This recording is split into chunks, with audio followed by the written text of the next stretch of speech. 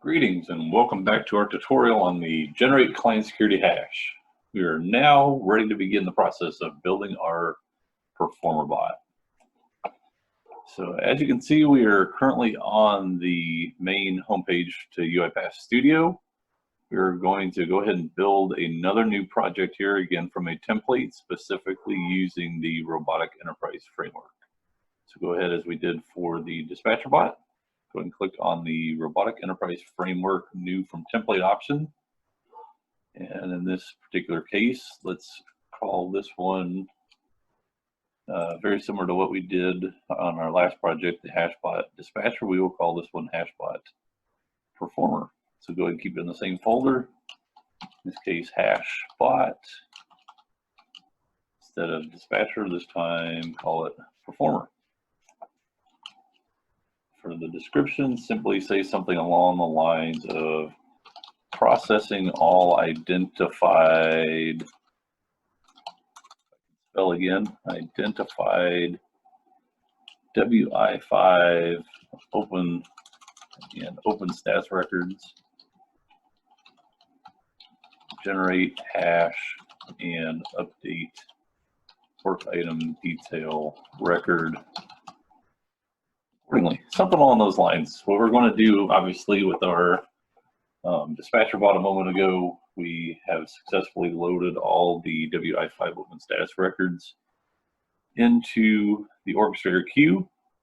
We now want to pull those same records back out of the orchestrator queue. That's what we're talking about in the way of processing all the identified records here. And we're going to generate the hash value again on the SHA-1 web page, and then subsequently update the actual work item detail record accordingly for each of those records. Once you have HashBot Performer, your path set to the folder location that you've been saving all your project work to this point.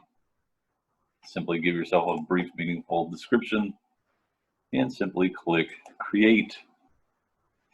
And as we're sitting here waiting for the project to build, it's just like every other project. It's bringing in all the necessary files.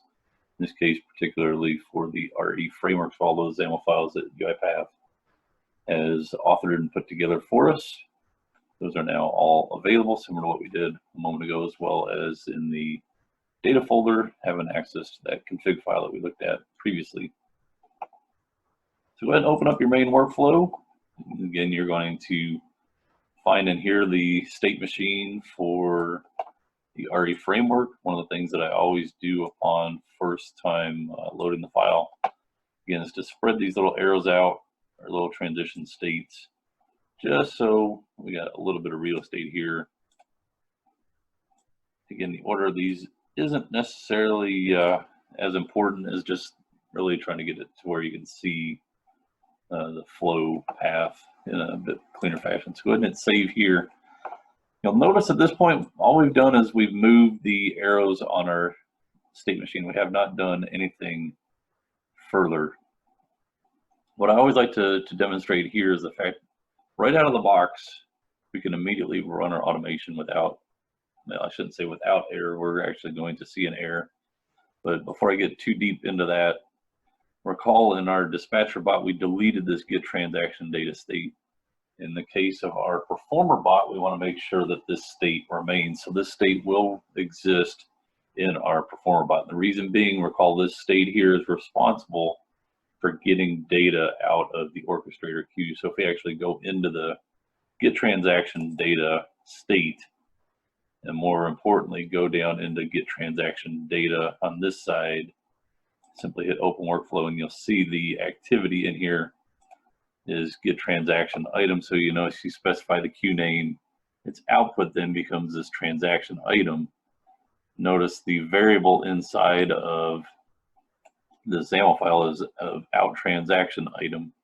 Out transaction item obviously is an argument, specifically of a argument type of queue item. So it's going to hold the item of the data that is saved in orchestrator queue into a new record called queue item, or in transaction item, which is of type queue item. So you notice this is an argument, so this implies that that result is going to get carried back to main.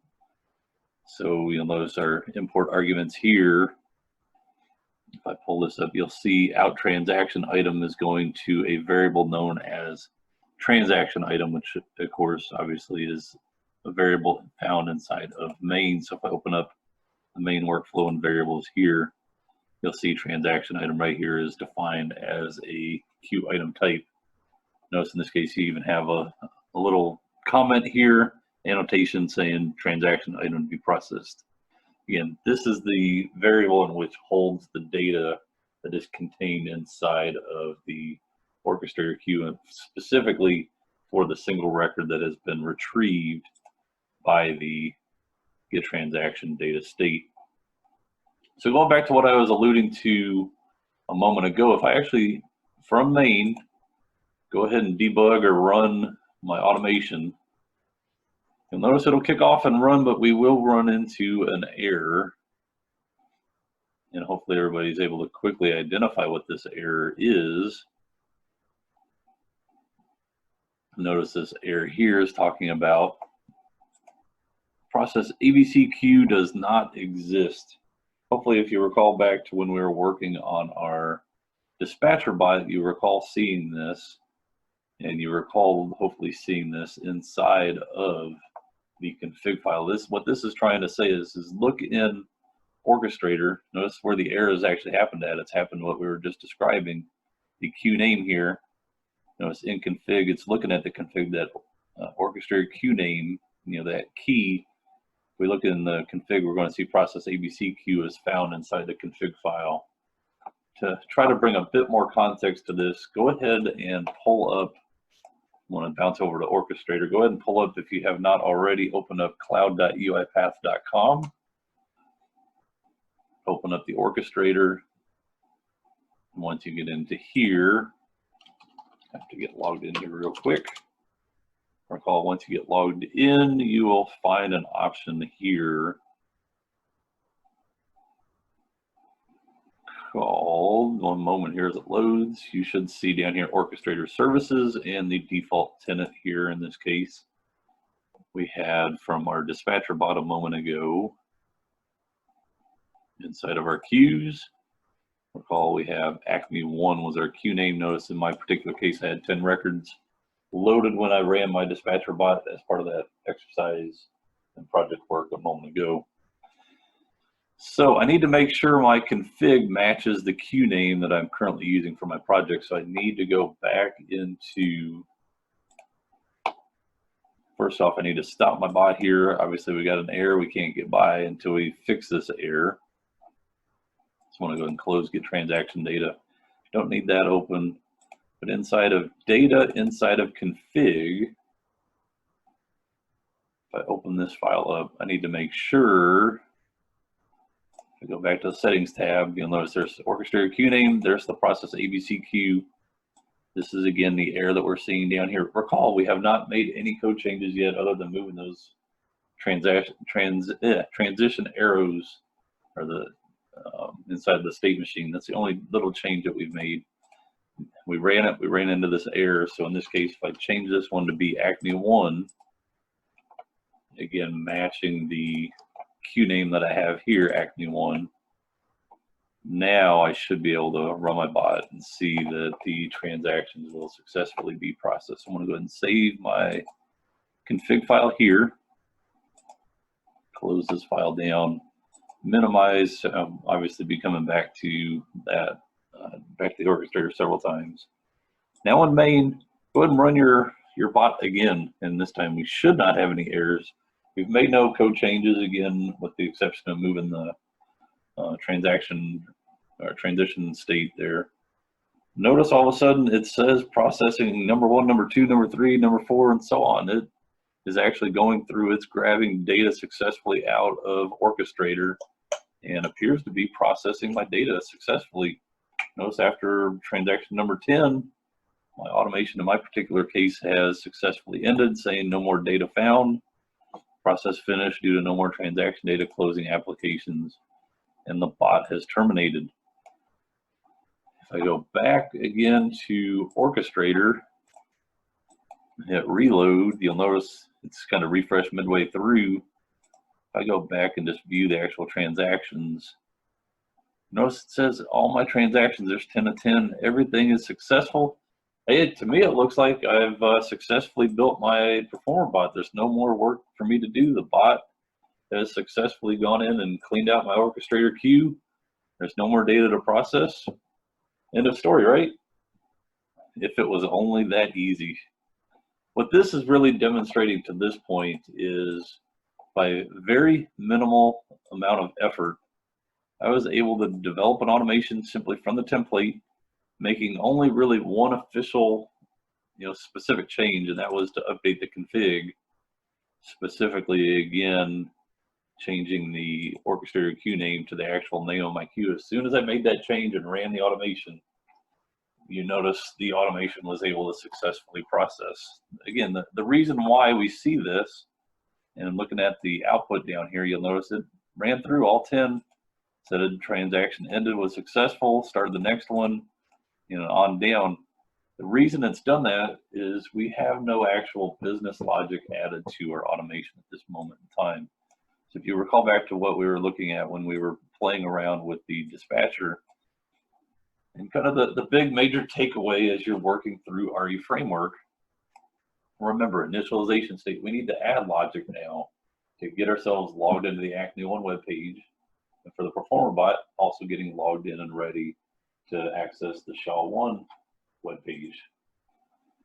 And then recall on the opposite side, once you open up an application or go into a system, get logged into a system or connected to a system, make sure on the opposite side you add logic in the in process state to terminate and log out of those various systems and applications, leaving the environment in the same state it was in before you began running through your automation.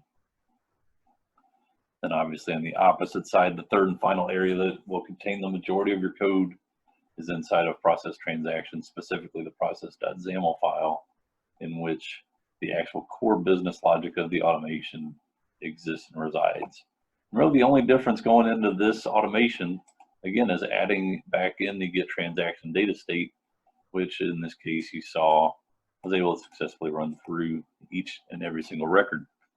So with that said, we are ready to begin adding our new logic to making our Performer bot successfully execute. So first things first, what systems do we need to get logged into?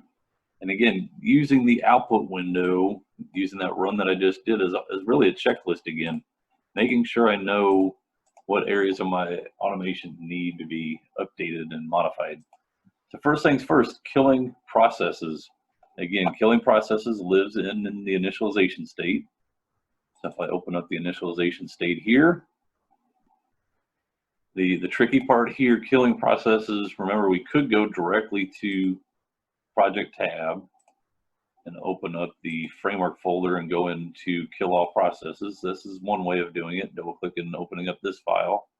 Or again, inside the initialization state, if you scroll down and open up the first run tab here, you will see contained within, here's the invoke kill all processes workflow on first run. Same thing, hitting this open workflow here, double clicking into your project tabs on kill all processes will take you to the same spot both times. Notice there's killing processes. There is the output right here of killing processes in the output window. Again, the main takeaway here is you always want to make sure all the applications that you are trying to automate against are successfully, shut down, not running before you begin doing any of your automation, before you actually get into your processing. So first things first, inside of kill all processes, bring in an activity called kill process. And similar to what we did inside of our dispatcher bot, under process name, we want to kill the Internet Explorer web browser. That is the only application that we will be using as part of this process, albeit we're going to have two web pages open, Acme One and the SHA-1 site. It's all still going to be contained in Internet Explorer. So I explore right here without any .exe, no R, simply I explore. Critically important though that you put this text inside of the target under process name. Killing process, this will officially terminate Internet Explorer's web browser. Again, if you recall from our dispatcher bot, this is found if you look at the task manager. What is the actual process name identified in there, again, without the .exe? That's how we landed on the iExplorer. So killing all processes, go ahead and save this file and close. We've done the kill all process. If we're doing it through the initialization state, if we scroll further down, recall the init all applications is the main XAML file that's used to begin opening up and launching all the programs that we need to automate against. So with that said, you can hit open workflow here. I want to be pointing it as well to say inside of the init all applications.xaml here, if you double click here, it would be the same or the equivalent of opening up the workflow here. So if you don't want to drill down, you always have the option to go right into the framework and pull up the init all applications XAML file. Either way will get you to the same end result. So opening applications, notice if I look at my logs, it's kind of treating it like the checklist here. That becomes the next major spot in which I need to begin invoking code. First things first, recall we've got the ability to reuse code. Recall inside of our dispatcher bot, we had the ability to log in and log out of the Acme One web page. We need to have that same capability inside of our Performer bot. So rather than having to rebuild all that code, I want to minimize or collapse the framework folder here. I need to create a new folder called System1 in the same fashion that we had for our dispatcher bot. Performer bot also is going to need to go to the System1 site and process work accordingly. So we need to have a folder to contain all the XAML files that are used against the System1 website. So what I'm doing here, down in the white space below everything, I'm right clicking here saying add new folder. I want to call this one System1. Go ahead and hit OK. You'll notice System1 folder has appeared. From here, instead of doing our add like we've done before, I now want to look at this option for import workflows. So bringing in code that has been previously developed or written. So in this case, import workflows. It should bring you into the folder that you're currently working in.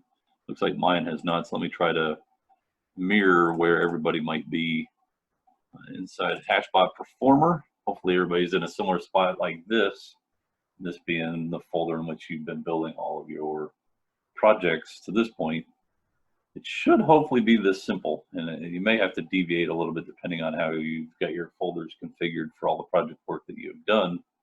But if you've kept both your projects, your dispatcher and your performer, kind of side by side in their respective kind of root or parent folder, you should simply be able to go up one folder. In this case, you notice now dispatcher and performer are both here. If I go to the dispatcher folder and then go into the System1 folder, you'll see here are the records or the XAML files that we have created previously. And from here, I can begin importing these individual XAML files into my new automation, my Performer bot automation, taking them directly from my dispatcher. So going through them, I'm going to hold down the control key as I click on each item or each XAML file. In this case, obviously, I do not need the extract work items. That is logic that is very explicit and specific to our dispatcher bots. I'm going to skip over that one. Obviously, on that same notion, I do not need to add items to a queue. That is also specific logic in our dispatcher bots. I'm going to skip that. Then it looks like the bottom three are going to be the ones that I do need. Obviously, I need to be able to log back into the Acme One web page. So control and click, you'll notice login is in my file name at the bottom. If I log in, I obviously need to log off. So still holding the control key, it's selected the second one. And we definitely will need the ability to navigate to various pages inside of our Acme One site. So I want to bring in these bottom three files here and simply click open. You'll notice since I did the right click on the System1 folder and I said import workflows instead of add, as I did that, notice those XAML files are now readily available to me right here. And again, where we're back in init all applications. So I simply want to make sure we have the ability to log into the System1 website. So I bring in the System1 login file. Notice I immediately get the orange prompt here saying I've got unsatisfied arguments here. I need to be able to bring in code. So recall when we did our dispatcher bot, we added the need to bring in the System1 URL as well as the credential to get the username and password back out. If you recall from before, these were found in our config. And as you're probably already starting to think about here, if I look at my config file here, we're going to find out that the config does not have those properties. This is actually a point that, could you continue to point back to the other one, to the dispatcher config? Long story short, you can do that. It would successfully work. The challenge that we will find out as we continue to build our performer bot, there's going to be extra values inside of this config file specific for the performer bot. Those values would not be relevant or pertinent to the processing of the dispatcher. So it's really in that context that we try to keep the files truly in a one-to-one likeness. So, but obviously with that also said, we've already got the logic that's needed to fulfill these arguments. So what I always like to do is to borrow or to repurpose or reuse the config file that we have previously done. So to do that, similar to how we brought in the import workflows, let's bring in the config from before. So to do that, our data folder here, simply say open here. What this will do is opens up Windows Explorer. That's what we see on the screen. It takes me directly to the folder that we were in a moment ago, except this time inside the data folder for our performer bot.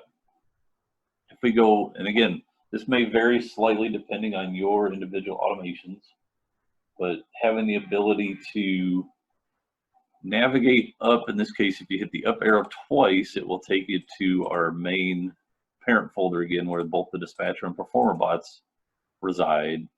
In this case, go back into the dispatcher bot folder, and again inside the data folder, this is where the config file is. So this config here is the dispatcher, or the config for our dispatcher bot that we just wrote. So I'm going to actually copy this file. Do not cut it, because if you cut it and paste it, your dispatcher bot will lose its config. So make sure you do a copy here and not a cut. And then just reverse the process. Go up 2 levels again. Go back into your performer folder. Again, assuming they're in the same parent folder there, or root folder. And then go back into performer, go into data, and in this case, right click down below and simply say paste. It's going to prompt, are you sure it's already has your file here? Go ahead and replace it. That's fine. In this case, we're taking and replacing the dispatcher bot's config file and updating it to be used in our performer bot. If I simply close this down and come back to our data folder and open up the config, what we will find in here is the config again that was used for the dispatcher now is going to be used in our performer logic. So this is again the exact same logic that we had before. Specifically, these are the 2 values that we need pulled in, where their credentials and the URL from the config. So I'm going to move this over to my other monitor for a moment. Our import arguments here, recall in_config. This is the config dictionary living inside of init all applications for the System1 URL. And toString here. Go ahead and put the same down below here. And to be more specific now, we have those. System1 URL is going to be our System1 URL here. Paste that value there. And if I look at my config for credential, remember this is the asset found inside Orchestrator. So if I go back to the Orchestrator really quick and look at my assets tab, as a reminder, the Acne One login here containing the username and password for the Acne One web page. So taking the Acne One login, talking about the value there. Paste this value in here. So that should satisfy my 2 arguments for the URL and the credential, taking those again both from config. If I hit OK here, you'll notice the import argument is happy. So next thing here that we need to do, we have not yet done, it was not needed as part of the dispatcher, but inside the performer bot, we need the ability to successfully open up the SHA-1 web page. So in order to do this, let's go ahead and create another new folder.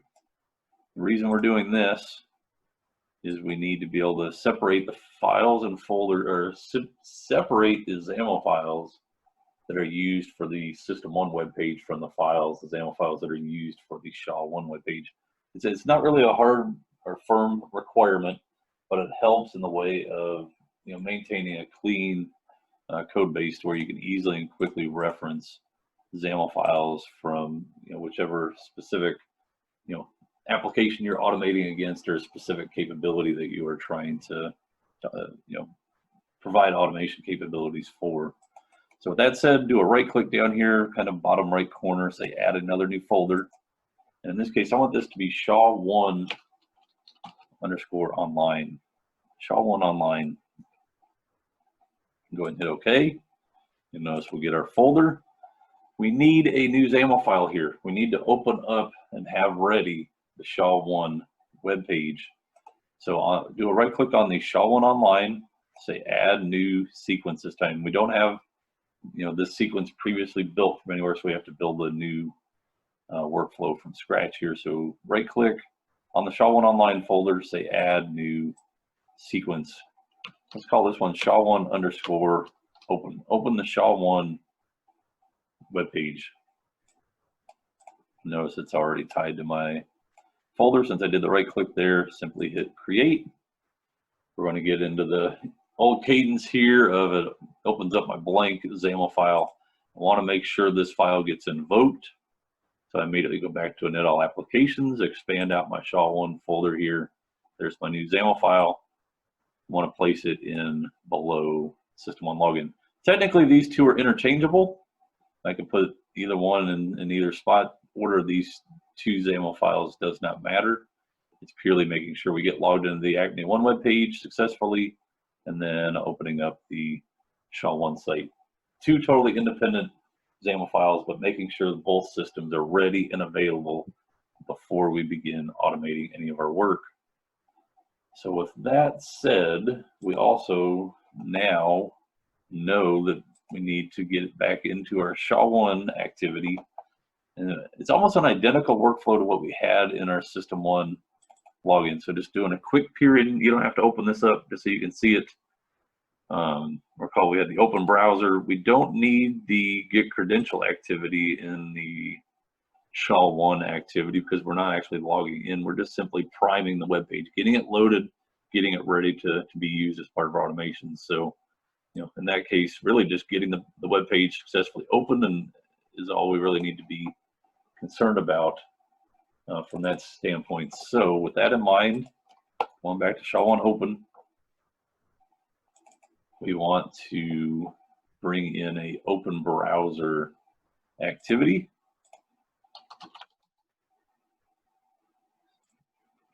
And drag that into our workflow. Recall before, we want to make sure that we pull this in from our config. So similar to what we had up here with the System1 URL, we want to have an argument similar in underscore SHA-1 URL. So remember, our arguments come from the file in which we are, being invoked or being called. So I need arguments here. In this case, create a new one called in underscore SHA-1 underscore URL. It's going to be inbound. I'm going to take the argument from init application, send it into SHA-1. It is going to be a string. It's just going to be the URL text. So once I do that, I can then use that value right here in underscore SHA-1 underscore URL. If I save this file and hit all applications, notice my import arguments is glowing again. Now we know that this is going to come from our config. And close this down. The thing of it is I don't have a value in my config yet, so I want to have to come back here, go back over to our data folder, and this is what I was talking about of trying to reuse the XAML files. It would make sense to have this config file inside of our dispatcher box, because now we're going to have a new value. No, I already had it open. Hang on here. Let me close, make sure I don't have multiple files going here. Open up the config. So that's why you want to keep your files separate though, because now we're going to have additional key value pairs in here that we don't necessarily need as part of the dispatcher, since these are going to be now specific to the performer. So SHA-1 underscore URL.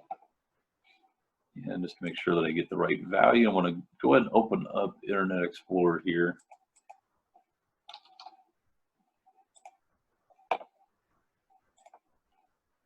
And if I go to SHA-1 online, and this is going to be the web page that we need, so I want to copy this web address here, simply paste it into my value here, and I can steal my description from above.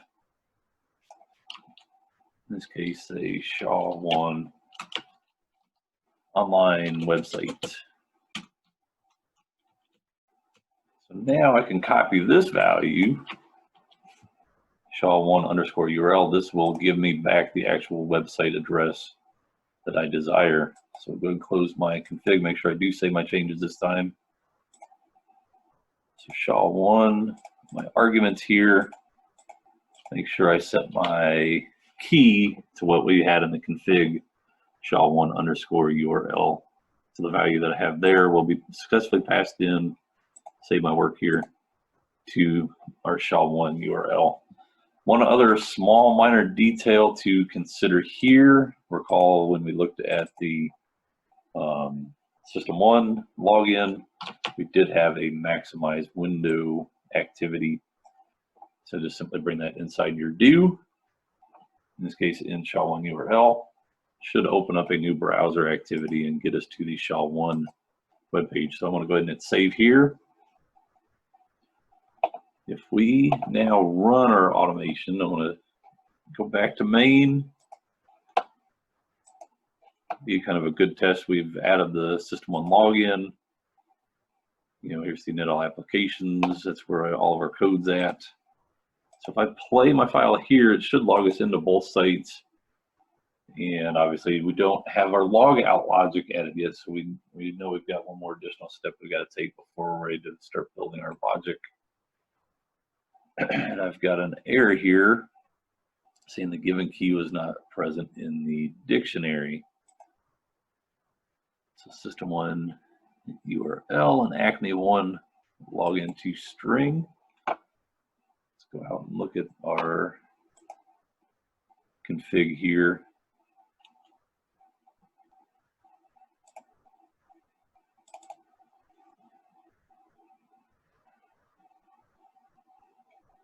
So we've got System1 URL, System1 credential. Oh, it's System1 login.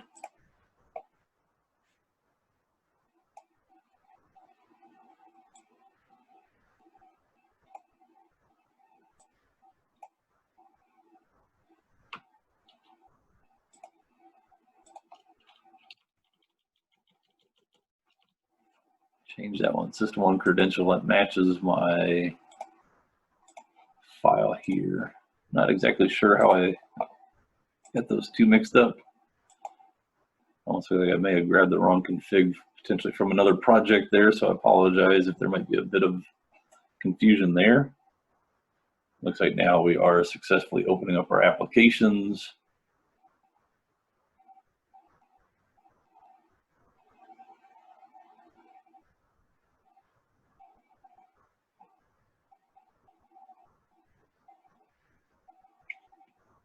Or maybe not.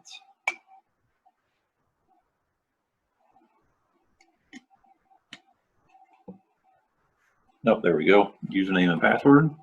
Little delay a game penalty there. And here's our SHA-1 online. You'll notice the execution has successfully ended. There'll be a little bit additional detail in here. We can see that we are successfully logged in. In this case, no transaction data this time because we have the queue empty. There is no data to be processed. So going back to here, you'll notice the queue is totally empty. It said 10 were successfully processed, that being from before.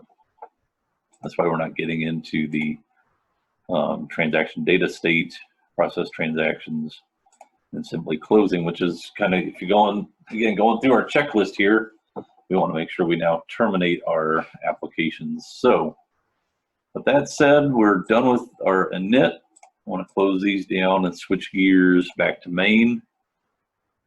Go into the mProcess state here, and then go into, in this case, the try side here, close all applications. Let's terminate now the files that we have successfully opened. So cleaning up as we terminate our automation, being able to start from a clean slate, or returning the environment to the state that it was in before we were doing our automation work. So again, you can go hit open workflow here, or you could go to your projects tab inside of the framework folder and double click on the close all applications here. Both get you to the same spot. So again, main, double click in process state. You might have to expand out the try side to get the close all applications here. Simply open up the workflow. So exciting part, we got some code reusability here. We can simply log off the System1 web page. So I want to bring that in from our System1 folder. Drop that workflow in. Notice there were no arguments because all it's doing is clicking out the log out button at the top, and then subsequently closing the tab at the bottom. So no need to import any arguments there. In a similar fashion, though, we're going to need to create a new XAML file. And what's nice is the SHA-1 web page is open from that last execution that we just did a moment ago. We've got the SHA-1 web page. We need to really just tell Internet Explorer to close the tab here and close this window, which hopefully everybody's kind of thinking about it in the same regards here, saying we need another new workflow. So SHA-1 Online, right click, say add new sequence. In this case, it's a SHA-1. In this case, close. And it's part of the SHA-1 Online folder because I did my right click there. SHA-1 close, hit create. It's our same old madness here. It opens up our blank file. Take one step back for a moment. Let's make sure that our SHA-1 close is indeed invoked. Again, order here does not matter. They're simply going to log off and close the System1 and simply hit the close on SHA-1 close. So the order in which we terminate these two really does not matter as long as both of them are successfully closed. I'm going to go ahead and save my little invocation here. Again, no arguments. It's going to be similar to the log off. The only difference here is if we look at the log off again, you'll notice instead of open browser, we're back to doing our attached browsers here. Simply do the close tab. We don't need to do any logging out. So this logic here in the middle, we don't need. Obviously, it'd be wise to put that additional log message in there as well. So let's go ahead and do that. Going back to the activities tab, close that out and look for attached browser. Bring that activity in, say indicate browser on screen. Again, the SHA-1, make sure this is the page that is currently opened in IE. And if for some reason you don't have the SHA-1 Online, hit escape, back out of this activity for a moment, open up a SHA-1 Online web page right here, and then repeat the activity clicking on the browser. In this case, you notice attached browsers, you're able to click anywhere, so anywhere is cool. You'll notice there's a little blank space up here. What it's doing, just so everybody can see it, it's this white space at the very top of the page. It's just where the screenshot was captured. So long story short, everything right there is A-OK and acceptable. We are good to go. recall we said we wanted to do a log message here, simply saying something along the lines that we are successfully logging out of the web page. If you want to be consistent, I could grab the exact text from the system1 log off from that log message. I could have copied the whole message. That would have been another way to do it. I've already got the log message here though, so I'm going to paste it. Instead of saying closing system1 web page, let's say SHA-1 online website, doing the IE browser tab, which implies I need to type in browser. There's our close tab, bring it in and save my close, and that should take care of my close logic for the SHA-1 web page. So at that rate, I'm going to close that down. Let's go and leave that there for just a moment in case we do have any changes. Close all applications. This looks good. If you were like me, if you opened it up from our last run, you'll notice the Acme One site is currently logged in. We have to manually log it out one final time, hopefully. Notice now we're logged out. If we failed to do this when we ran our automation, it would log in and already be logged in. So you'd have to kind of cheat it and say log out and then watch the bot take over. So just to avoid the need to do that, I want to make sure that I am 100% logged out of the Acme One web page. I could, manually close both these, or obviously the kill task will do it, but back to main and simply run our automation here. Now we should see it log in, open up, successfully log into the Acme One page, open up the SHA-1 web page, and then with our close logic, now we should see it terminate on both sides. So there's the logging in logic. It looks like we're logged in. Here's SHA-1. Now we should see it reverse log itself out of the website, and then close Acme site down, or the SHA-1 site down. The bot has successfully completed.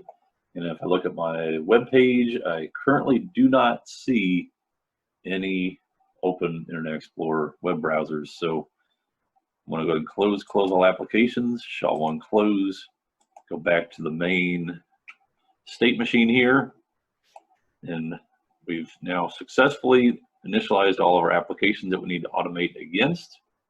On the end process side, we now have successfully logged out and closed all the automation, or all the websites that we have a need to automate against, which this implies we're now ready to begin building our overall process. So in order for us to be able to begin building our process here, we need to actually go into that mindset again of thinking like a bot. So at this point, we're now successfully logged in and logged back out. We need to make sure that our bot is logged back in at the very moment in time in which we would normally see the bot begin processing transactions. But recall, we currently don't have any data in queue, so we're not even getting into our process transaction state at this moment in time. That's all being driven explicitly out of this capability here, where a transaction item is not nothing. Well, obviously it is nothing, so we're hitting this no data state, taking us into end process. So there's kind of two things we can do. We can manually open up the applications again. We can log ourselves into the Acme web page manually, pull the SHA-1 web page up, or we can truly think like a bot and let the bot do everything that we need it to do.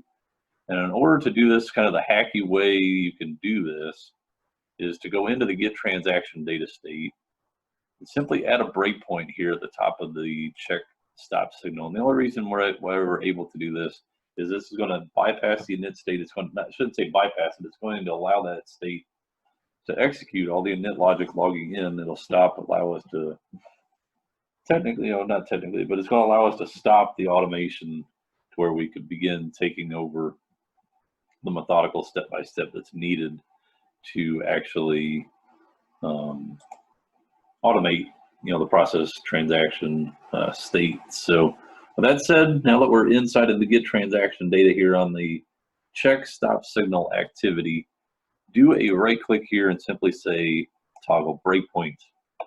And from here, go ahead and play your current file, debug your current file, which is main in this case. Let the bot go ahead and log in. So this is how the bot would normally behave. It's going to get it logged in successfully. we should see the Acme web page as well as the SHA-1 web page load. And we'll take this just a step further as we begin diving into our next activity. Still on my end, I'm waiting for the Internet Explorer web browser to load here for me.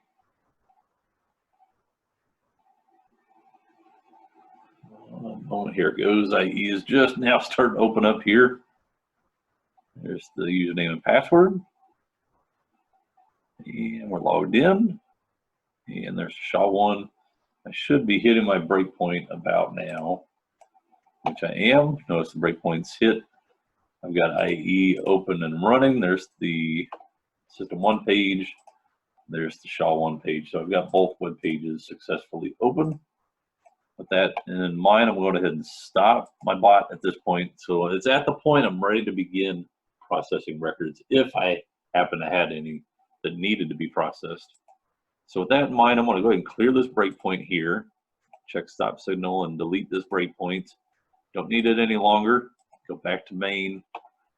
And now, again, we talked about it. We've initialized, we're logged in. We've got the logout logic. All that seems to be successfully working. We're ready to begin building our process transaction. So if you open this state up, you'll notice the process.xaml is right there at the top. You can grab it there by opening the workflow there, or you can go into the process.xaml right inside the project. Again, this file, it's the brains of your automation. This is what's going to be the workhorse, what does all the actual automation processing for us. So you can double click process here. That's why it's so close to main. It's that important of a file. It's where the core of our business logic resides. So in this case, open workflow here, double click there, either one gets you to the same end result where we're in the process transaction state. We're ready to begin documenting our steps of the process as this inline comment is implying. So again, thinking like a bot here. What does the bot need to do right here? So if you think about it, this is a bit confusing at first glance. Recall, we've got, the only way we get to this state here, let me go back to main. You don't have to click all the way through. This is purely demonstration here. The only way we get to where we're at inside a process here is if we have a new transaction. So transaction item in this case is not nothing. We have a value inside a transaction item. We actually need to process a record. So with that in mind, if I look at my orchestrator queue, albeit these records have been processed, we can still come in here and take a look around and see what data is in here. If I view my details here, we're going to get back one of the work item ID values here is what I'm trying to get at. So inside that transaction item variable, we're going to get this very, text or value information back. So if we go back to looking at Acme 1, remember the expectations of this project is to go into a WI5 record. I want to copy this value just for a moment. WI5, we need to get to this work item details page, as it's called. Give it a second to load. Here it is. Recall, we need to extract the client vendor information out here. You'll notice in the URL up top, we can actually reference that work item ID number. Notice the ID here, same one we were looking at, it's also here. Notice this is the same path we used in the dispatcher bot. It's just going to be an additional value of placing that work item ID value at the very end. We need to be able to grab that text and subsequently, ultimately get navigated to this page so then we can begin extracting the information. So first things first, we look inside of our process file. That needs to be the first XAML file. We need to get to that work item details page. We need to get the bot to be able to successfully navigate to this very page. So we're thinking like a bot here. Copy this for a moment. The bot is here when we're first logged in. We now need to tell the bot to come up here and paste in a valid WI5 record and navigate to this specific page so then we can begin extracting the details. So first things first, let's create a new XAML file. Our first XAML file is part of our Performer bot. So right click on System 1, say, actually, take that back. I don't need to do that. And the reason why is I already have from our Performer bot, or excuse me, our dispatcher bot, I already have our navigate to XAML file here. It's just a matter of invoking the one that we already created. You notice the import arguments here, it needs to know what URL do we want to go to. And in this case, the URL is this here. I want to copy this one just for an example. Paste this value in here. Recall, we don't ever want to have a hard-coded value, but purely from demonstration purposes. We already know we've got this value from config, and we also had the work items from config. So to be able to make this work, I'm going to pull our config file up.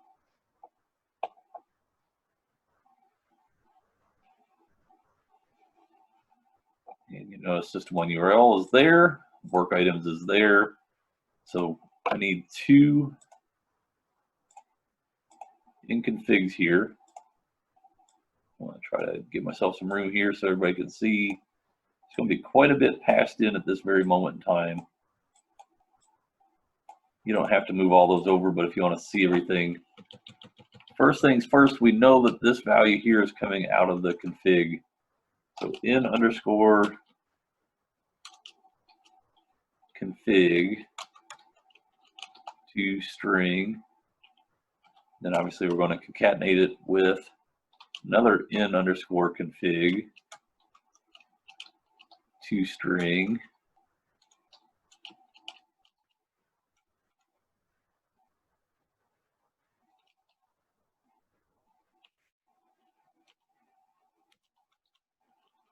That's going to be the work items is the second one.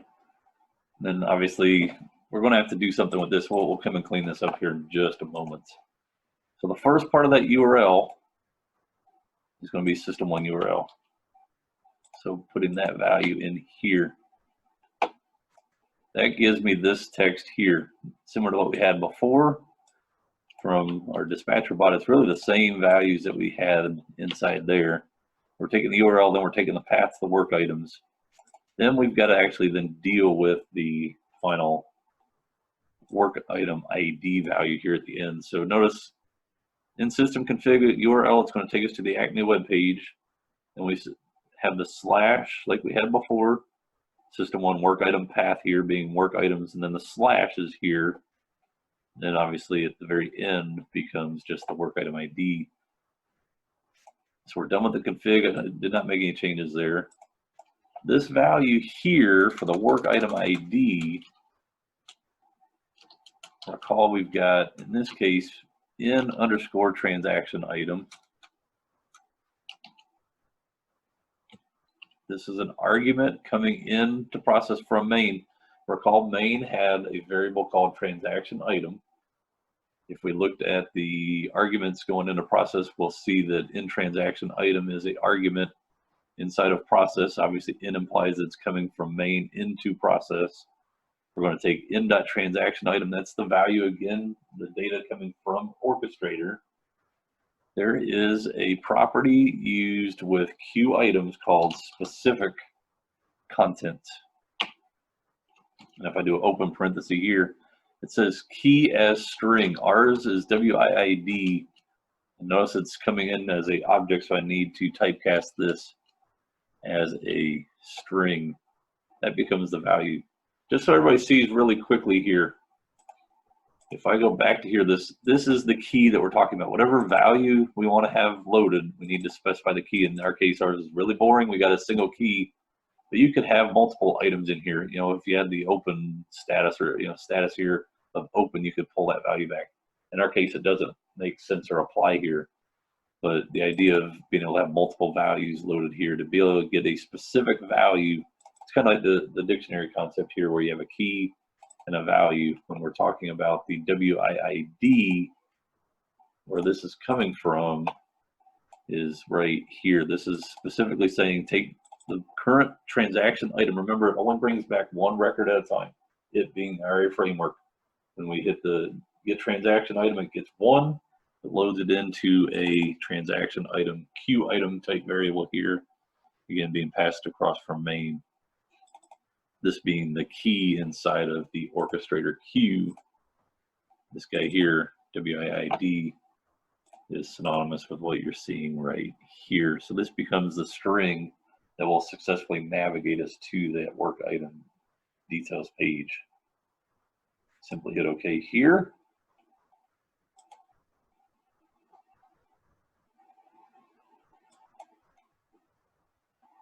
And you'll notice if we look inside of the workflow, just as a quick refresher, is simply saying that we're on the Acme page. We're going to navigate to a certain URL. It's going to be our value that we just passed in. Simply navigate to it. So there's no other changes that we need to do here. We're simply leveraging the existing code we had already written. And now that we are successfully on the work item details page, again, taking like a bot again, we now need to come up with the logic to extract this text off the web page. So this is obviously going to be a new XAML file. We don't have any logic that is currently in place that will extract the client information off of a web page. So with that said, actually, you know what? Hold that thought for just one moment. What I want to do here, simply go back to our navigate to real quick. Copy this URL. So grab one of your WI5 records.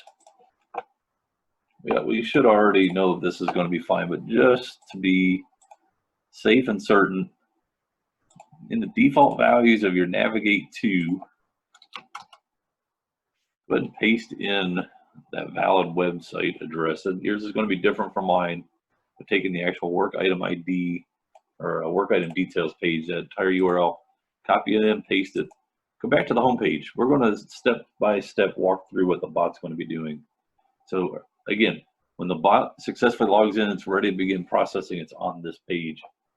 So just to make sure that our work is successful, on the navigate to with our default value entered here of a valid, make sure you have a valid WI5 record loaded in the URL path there.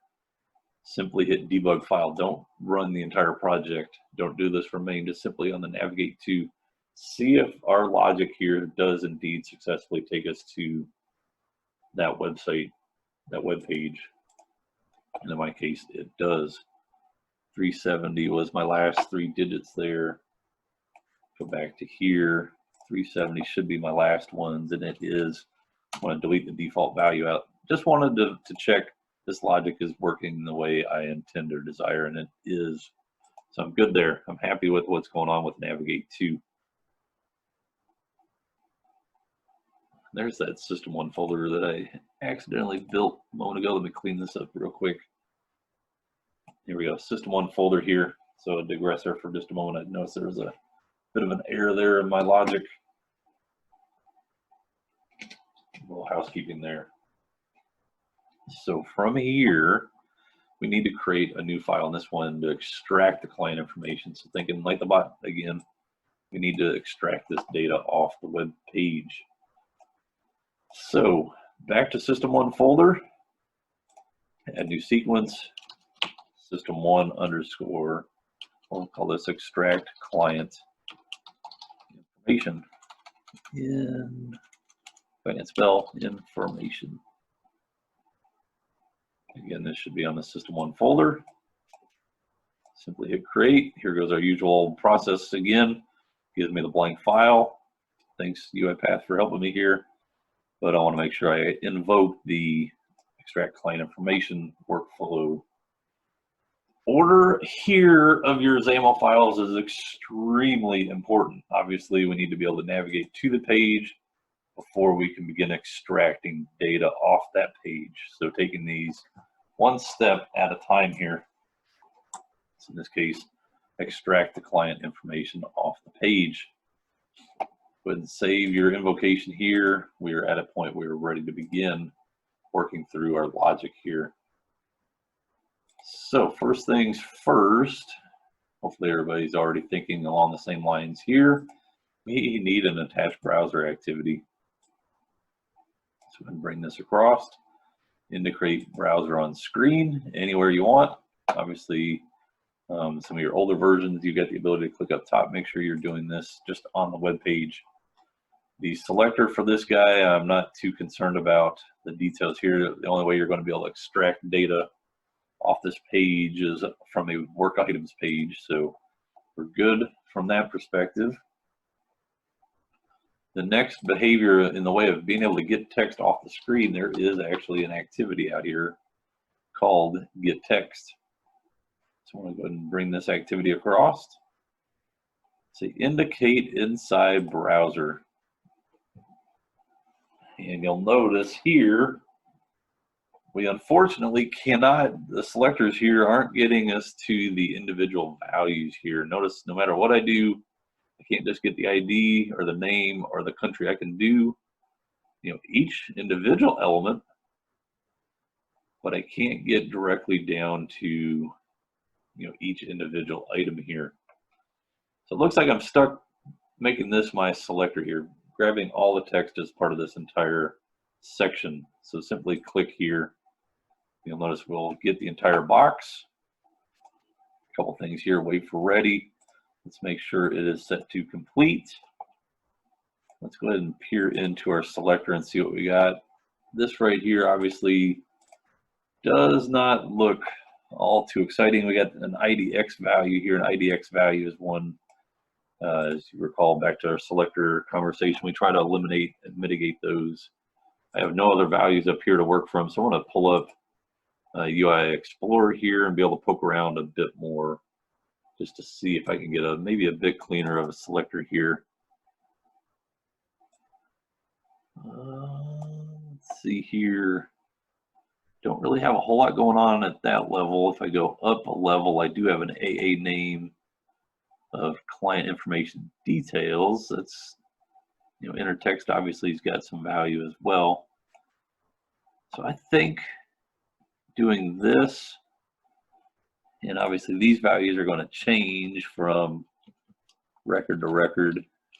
Put in a wildcard here to say, everything underneath the client information details, as part of that. In this case, this is a paragraph tag. It's part of that entire div. Bring me back the values here. So if I validate this, hopefully this is good. And if I highlight, notice everything is selected exactly the way I desire. So I want to go ahead and hit save here. And it takes me back to Studio. Again, if I highlight, you'll see the boxes around exactly the text that I need. This looks to be a much better selector than what we had a moment ago. So good there. Wait for ready to complete. Notice the output though, we need to be able to save the results that is coming back to us. In this case, the values coming to us is just that there isn't a defined data type here. So really you can create a new variable here. You can do a control K here. Either way, we're going to have a little bit of work to do. I want to simply call this one client info and hit enter. What I mean by a little cleanup here, make sure the string is set here, and I want to set the scope. Go ahead and set it to a higher level, make sure it's available everywhere, just so we don't lose our client info variable here. It's a good time for a log message here, just to see what data we got back. Did we extract the data that was desired? So do this as an informational message and simply say client info is, say client info. If I save and play just the single file, debug the single file here, we should see the actual client information show up on our output message here. It looks like I did. This is an awesome time, by the way, to do a little bit of debugging here just to make sure the values that you see on the screen are matching what you see in your output window down below. So you notice I've kind of minimized my window. I should say not minimized, but shrunk it down to where it's, not in full window maximized view. I want to validate that my data here matches everything word for word, letter for letter down below. And in my case, it looks like it does. Looks like the data extract is indeed successful. This is going to be important that at this point we don't drop any values for some odd reason. We're getting all the data back, because we're going to start now working on doing some data string manipulation here to make sure that we are indeed getting the values back 100%. Because if we drop a letter, case sensitivity wise, if anything's incorrect there, when we go to generate the hash value, the hash that we try to generate would not be correct. So it looks like everything was good. I'm happy with the way the bot's performing to here. We now need to get into a bit of data manipulation here, trying to generate and split out the individual values for each of the respective items in our list. So what we need to do here is to bring in a multiple assign activity.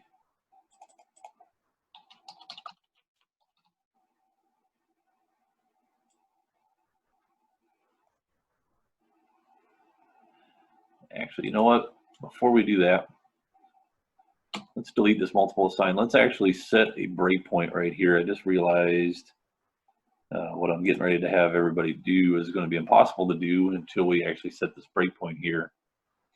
Delete that multiple assign for a moment. We'll come back to that. But set this breakpoint here. What I want to demonstrate really quick is how we can begin doing this data manipulation, string manipulation. You're trying to get those specific items out of our data. So at this rate, go ahead and hit play, debug on the single file. Make sure you're not doing this across the entire project. We'll hit the breakpoint here. What I want to introduce everybody to here is the use of this intermediate window. So notice our client information up here, we've got the data pulled back. We now need to begin extracting out the data. So hit the intermediate window here. If I do a question mark and say client information and hit enter, you'll see that I've got the data available on the screen here.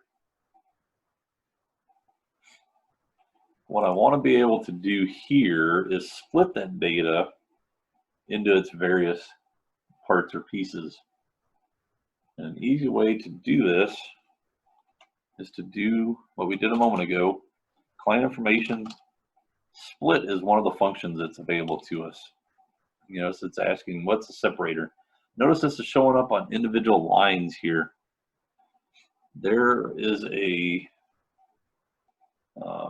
way that we can split the string using what's known as the new line character. So if I type in environment dot new line dot 2 character array,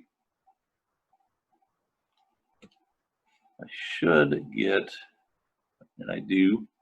Notice I've got a 5 character array here. It's got client ID in one.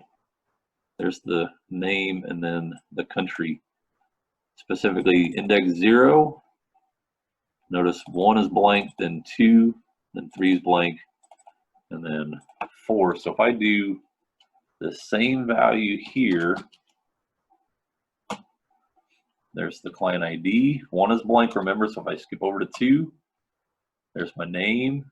Skip 3, go straight to 4. There's my country. To clean this up a bit more, there is a replace function out here. If I tell it to replace client ID with nothing, you'll now notice I only get the actual value back. So doing the same idea here with replace. I want to replace, in this case, client name with nothing. That's how I only get the person's name. And then the last one, dot replace. In this case, I want to replace the client country. Notice I am being inclusive of that extra space at the very end of each of those values. So you'll notice here, these 3 lines, I've now officially extracted out the data that I need. So what I want to do is open up Notepad, put those values on Notepad here.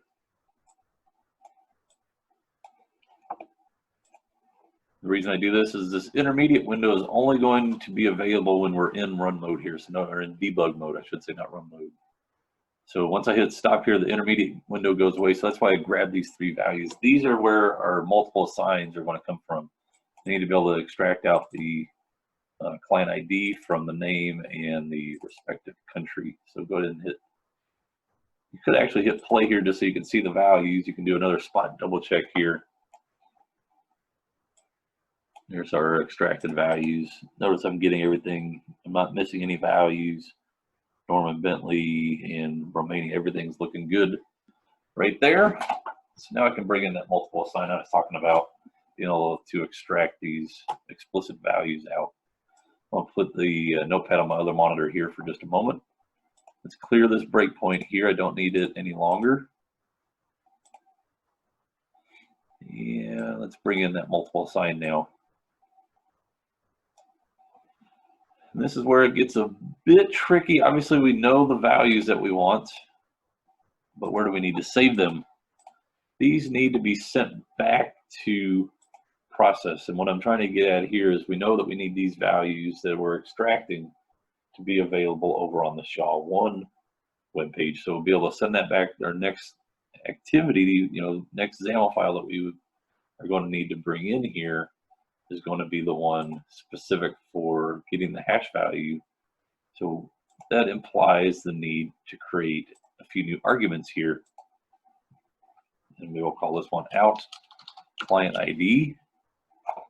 It's very important with our direction here that these become outbound. We need to send them back to process. And these obviously will be strings. Out client name. Again, important to set the direction to out.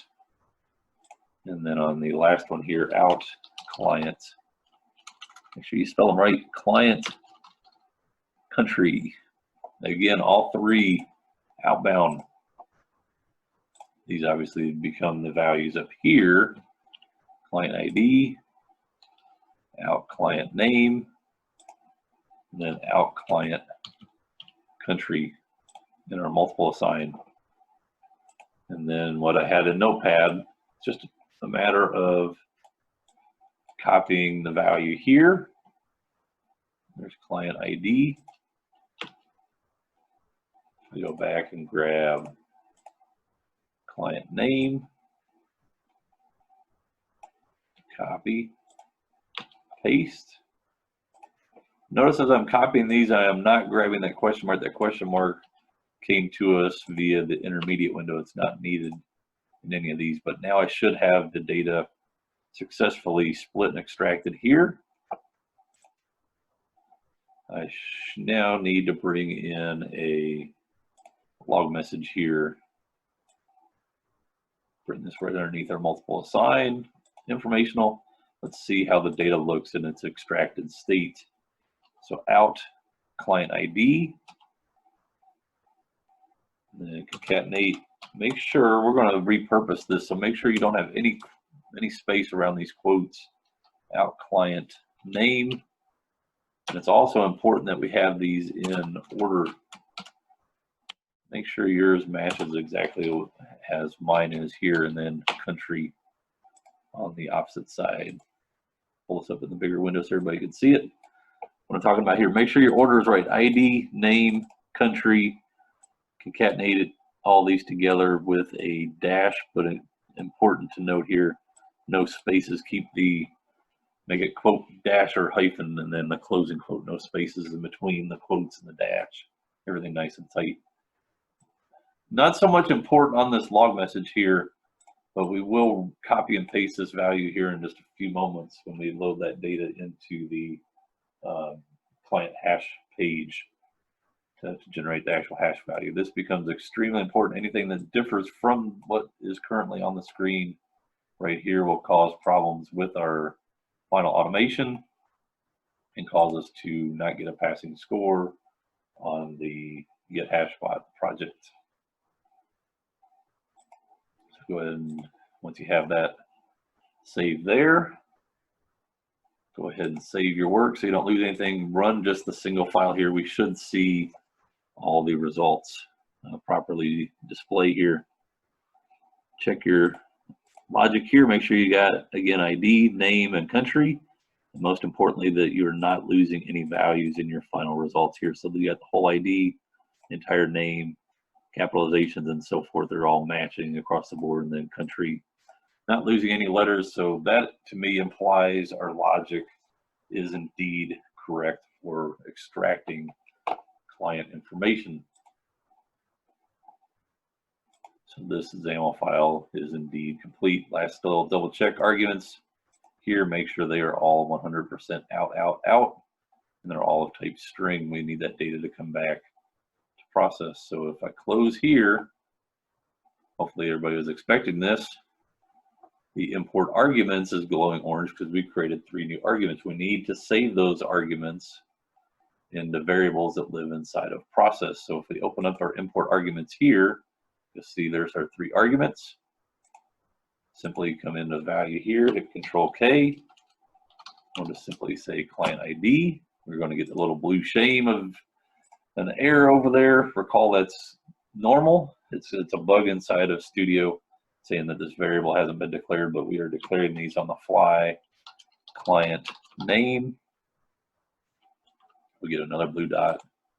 Then here, client country. Whoops. Control K. Client country. And hit enter. As soon as we hit OK, these variables will be automatically declared inside process, and these blue dots all will go away. Hence the little buggy, quirky thing that I'm talking about. Hit OK. Notice inside process, there's the 3 new variables, all is type string. If we go back to our arguments real quick, you'll see everything, all those blue dots are gone. No major concerns or issues there. So now we again go on into that bot-minded, thinking here. We navigated the work items detail page. We've successfully extracted the data. We now need to get the hash value from the SHA-1 page, which implies we need a new SHA-1 XAML file. So right click here, say add a new sequence. We'll call this SHA-1. Mind you, I'm doing this on the SHA-1 online folder. SHA-1 underscore, we will simply say get hash code. And again, it's the SHA-1 online. Hit create.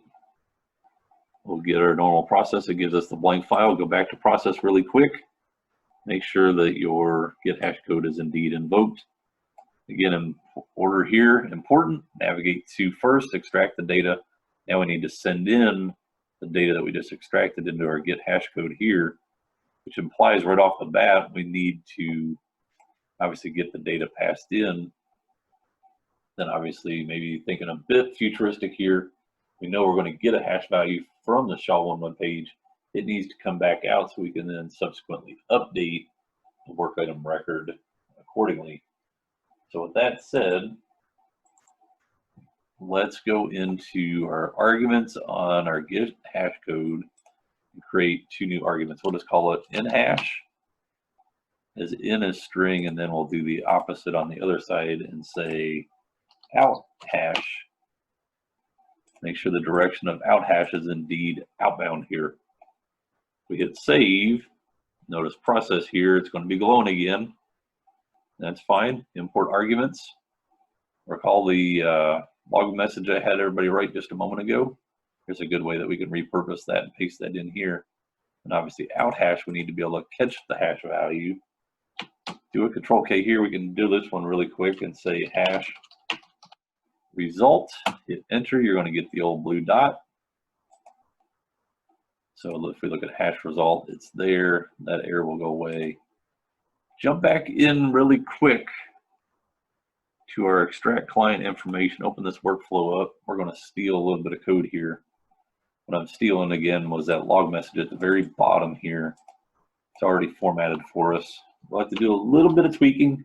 But I'll grab the text from the log message here, copy that to the clipboard, go back into your arguments for getting the hash code. Again, you don't have to squeeze all this over like I'm doing. I'm doing this so you can see. There's the hash result we just declared a moment ago. You notice it's happy.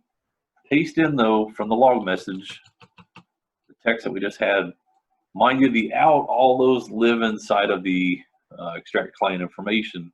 Inside process recall, we simply drop the out and it becomes client ID, name, and country. So really just a little cleanup job here. You know, as soon as we do that, the error goes away. This is exactly in the format that is expected and required or needed to get the hash value from the SHA-1 web page. So go ahead and click OK there.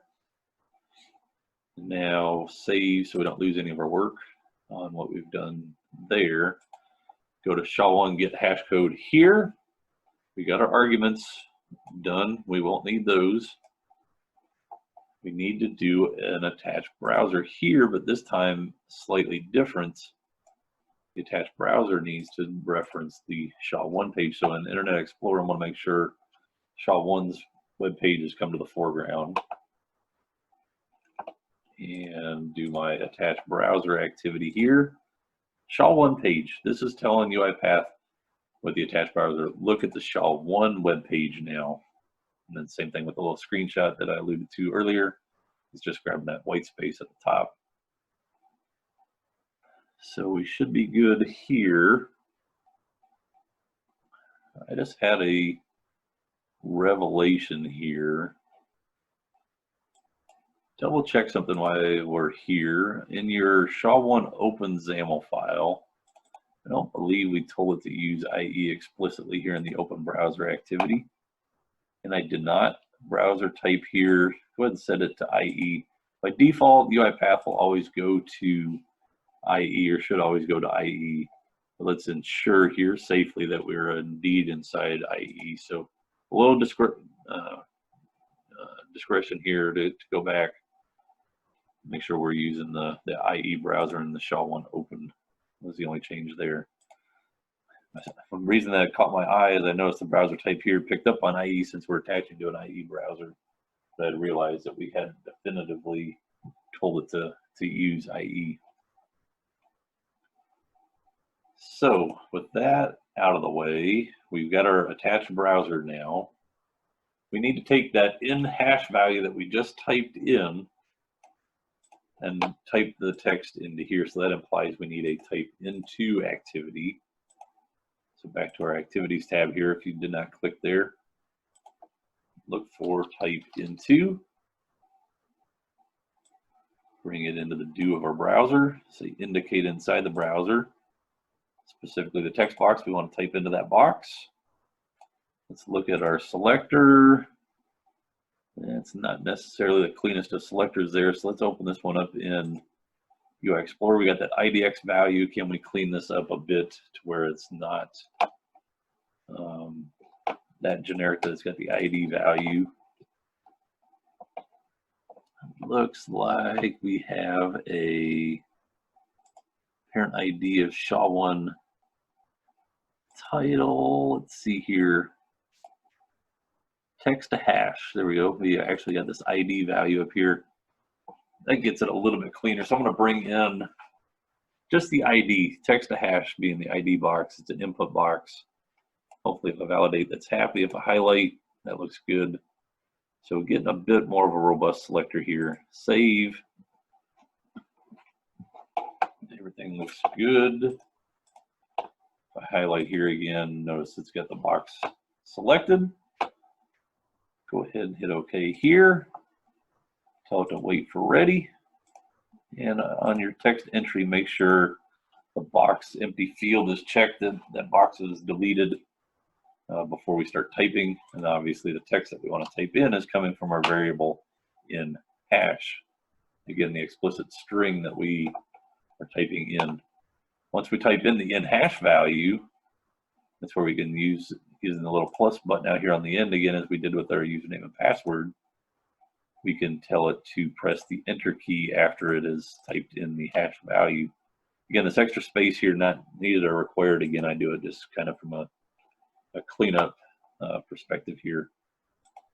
Again, not required to save our little work here. If we, again, thinking and acting like a bot here, the in hash, right now we don't really necessarily care about the data. We just need a hash value to be generated. So I want to, as a default value, I'm just going to throw in some dummy text here. It doesn't matter what you type in, just something that can be typed into that box, taking advantage of the default value. If I hit the play here on get hash code, you should see the bot capability, what we just coded, works. So ABC123 is typed in. You notice the enter, it's generated a hash value for me. Starting to walk through step by step what will the bot ultimately need to do. Obviously, we need to get that text off the web page. So we need a get text activity, similar to what we did a moment ago when we were getting the client information. Let's do a get text immediately after. Indicate inside browser. Grab the hash value here. Again, wait for ready, make sure that that has successfully loaded. And we want to be able to save this output. We already have a spot for it in out hash. We want to send the generated hash value back out to process so we can then in turn update that value inside of the Acme One webpage. It's probably a good idea right here to also add a log message to see what we have extracted off the page. So bring another informational message and simply say hash result is, and out hash.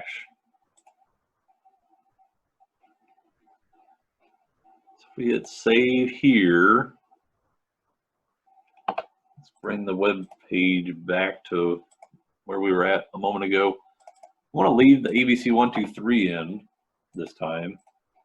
Then I want to change my values here. Again, it doesn't matter what this text is. Obviously, the value that will be here when the bot's running should be the exact expected value that we are passing in as a parameter. It should be formatted exactly the way we desire. Right now, we're just interested in getting the value off the page. So change your value. Hello world. Again, make sure you reset your web page.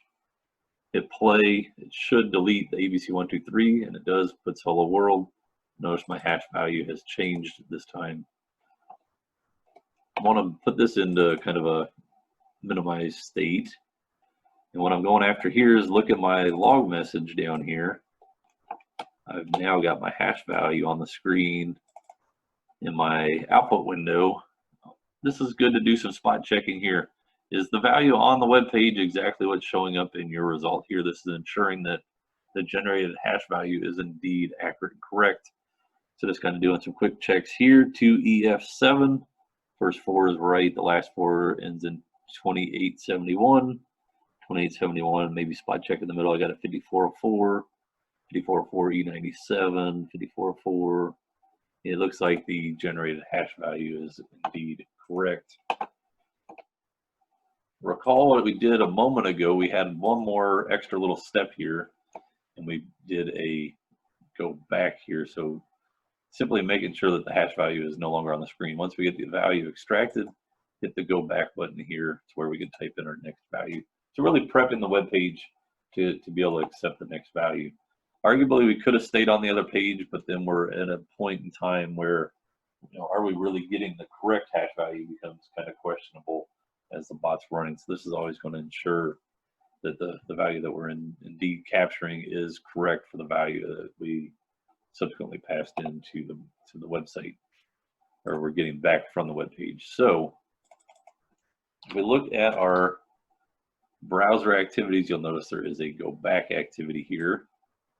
So right underneath our hash results, simply tell the web browser to go back. Notice there's not any properties here. It's simply going to hit the go back icon and take us back a page. I have run into a few instances where it'll attempt to get the text, but then go back a little bit too quick. So sometimes I'll bring in a delay activity here. I'm not going to at this moment in time, but you may find I need to bring in a delay here right before they go back for about 2 seconds, just to ensure that the extraction has happened faster than the go back activity is trying to perform. So let's, before I even bring that in, I'm going to go ahead and play my file here, debug my single file. Let's make sure everything is happy here. There's hello world typed in, browser went back, I got the hash value back on the main page.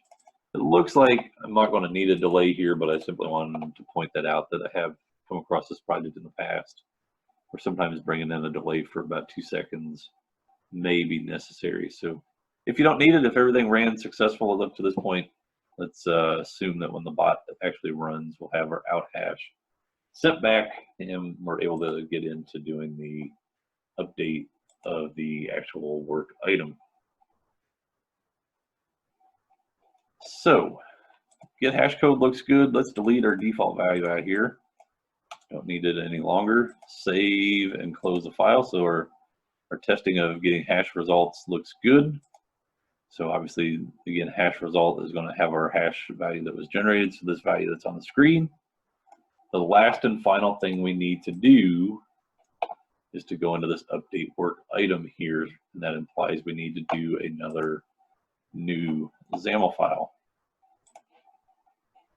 Let's go back to Studio, back to our project tab, right click here, say add new sequence, so system one underscore, and we will call this one update work item.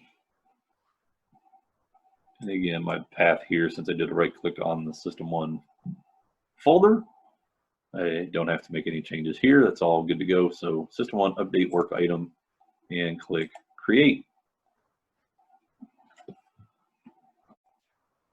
So now that the update work items has built, here's the usual blank file again to make sure that the update work item is indeed invoked. So going back to our system one folder, there's the update work item XAML file that we just created just a second ago. Go ahead and invoke it immediately underneath the get hash code here. Go ahead and hit save at this point in time. We know we're going to have a little bit of work to do in the way of getting the data loaded. Let's hold that thought for just a moment though. As we go into the update system one update work item, this is actually going to be one of the rare cases that we actually kind of put two screens into our process here. You've heard me allude to earlier that I really try to keep the XAML files to a specific task at a time, and even being able to test specific screens of data at a time. This is one case where that rule gets slightly broken, and the reason being though is the screen that we have to start this process on is right here. The only way that you're ever going to get to this update work items page or screen is by simply clicking this update work item button. So again, going with that thinking like a bot type mindset here. If a bot has to, how the human would do it, the bot has to perform that same behavior, and that would be to click this update work item button, which brings us to this particular screen here. This is where we need to put that hash value that we just got, and then obviously being able to change the status to open, rejected, or completed. So at this rate, this is where I try to then think about our arguments here. Obviously we could send the hash value as hash, but what about the reusability aspect of this screen? So the idea of being able to reuse this XAML file that we're creating to be able to do future updates. I'll drop a major hint the day that we go and work on the Generate Yearly Report project. The XAML file can be repurposed and reused within that project as well. So being able to be a bit more generic with how we define our arguments in this case of calling it in comments and in status rather than in hash, make it a bit more generic that way. So, but the idea here, the only way you get to this little pop-up window is by doing the update work item button. So you're actually going to see us use two attached browser activities here. One that generates, the actual button click to open the window, and then all the interfacing with the new window that has been generated. So for now, close the little pop-up window. We need to have the bot perform that behavior first. But then on the same notion, we need to be able to bring in the status and comments accordingly as well. So let's start there. Let's get our arguments going on our logic here of in status and in comment. So in status, it's going to be inbound, bring it into this file. It's as a string. Then on the other side will be in comment, also inbound as string. So if we save that file there, jump back to process, guess what? There's our usual old errors, or not errors, but our little highlight here to say we're missing parameters. So in comment, we already know is going to be the result hash. Maybe.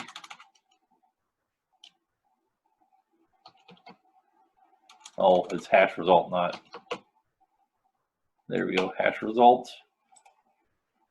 On our in status, though, we know that we want the status to be complete. Actually, I want to make sure I look at this right. Update work item. It needs to be completed. So past tense, completed. So this would be a good case in point where hard-coded values, you could arguably say completed here. Something like that, but I think it's probably going to be truly better to include this in our config. What if, requirements change that instead of it being completed, it has to go to another value? Put more of a generic, business type value to what this prompt might be. Does a business case, logic change? Instead of having to do a hard-coded change, this would be an awesome time to bring in config. We don't have a value in there yet, so we can make this one up on the fly. Let's call this system1 update status and say toString. Let's make sure though that we grab our key, copy that, hit OK here. So our arguments have been satisfied, but we need to make sure in our config we have that new value to reference. Otherwise, we get an error when our bot attempts to grab that value. So simply in here, paste in our key value. Make sure that text right there matches exactly like that. Value to be used in the system one website updating work item status. Just again, a meaningful description of what this value is trying to do. So this key, again, is the one that we just kind of made up on the fly right here for system one update status. That's going to pull in the value completed for us and pass that into our new workflow. So make sure that file is saved. Hash result, again, coming from the variable that has been taken from the get hash code value here. So go ahead and click OK there. Save our little bit of work we did on process, and now we can jump back in and start working on our update status. So first things first, let's make sure we bring in a attach browser activity so we can attach to the Acme One web page work item detail page. So attach browser activity there.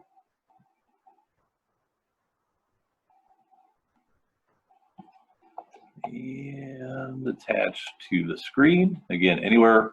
Notice we're on the work item details page. It's always good to check the selector, just make sure there's nothing crazy going on. Obviously, the only way you're going to get to the work item update buttons on a work items page, so we can leave that alone. And obviously, the first thing we want to do is a click activity.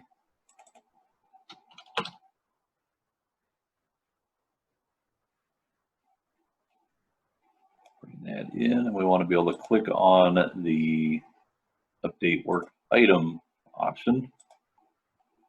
I'm going to edit my selector here. That looks pretty solid. No need to make any changes there. Set your wait for ready to complete. Make sure the web page is indeed loaded before we attempt to do any further actions here. Give ourselves a little real estate here. So if the bot does that, or us as the human user does that, go ahead and manually do it. We need to perform the activity exactly like the bot would do it. It brings our pop-up window up. We need another attached browser activity to hone in explicitly on our new little pop-up window. I want to make sure this attached browser lives outside of the one that we just brought in. So I'm going to go ahead and highlight it. It needs to land here. So you can hit the little plus button here, bring in another attached browser activity, or you can drag in attached browser, but making sure it lives outside of the other attached browser activity that we just did a moment ago. So in this case, attach to screen. Make sure again at this rate, it's only on the little pop-up window this time. And just click, look at your selector, and everything should be pretty good here. It's talking about the work item update. In this case, that's going to be fine. And then inside the do here, we're wanting to go ahead and start pasting in the values that we're bringing in from the work that we have done. So our first one is going to be a get text. Type in our comment here, which obviously would be our hash value. So indicate inside browser, specifically on the add comments. Let's take a look at the selector on it. Simply talking about the text area. Again, this is coming from the attached browser. It looks like we're going to be just fine with that. Say wait for ready to complete. I did not want to do, I did a get text here. Let me back out here real quick. Delete that. Want to do a type in too. Sorry about that. Hopefully everybody did not follow along with me there. Quick little change here. Type into activity. Indicate inside browser. Add comments. The selector should be the same. And it is. So again, if you didn't catch that, I brought in a get text and I said get text inside the text box. Delete that activity out. Make sure you are using a type into as text. So wait for ready to complete. Here's how I caught it. I noticed the empty field property wasn't there a moment ago. You want to make sure that that is also turned on, that there is no text inside the comments box. Before we begin typing, in this case from our new arguments, it needs to be the value that's coming in from in comments. On the other side, this is where things get a bit messy as well, is we need to have the ability to update the status message here. And you'll notice UiPath, what we're going to find out, it has a bit of an issue dealing with the selector with the preferred activity to be used. We're going to, I'll demonstrate that first, and then we'll talk about the issue, or how do you deal with a selector that doesn't, or an activity that doesn't quite work with the way we desire or intend, being able to come up with a bit of a workaround type of approach. So there is a activity out there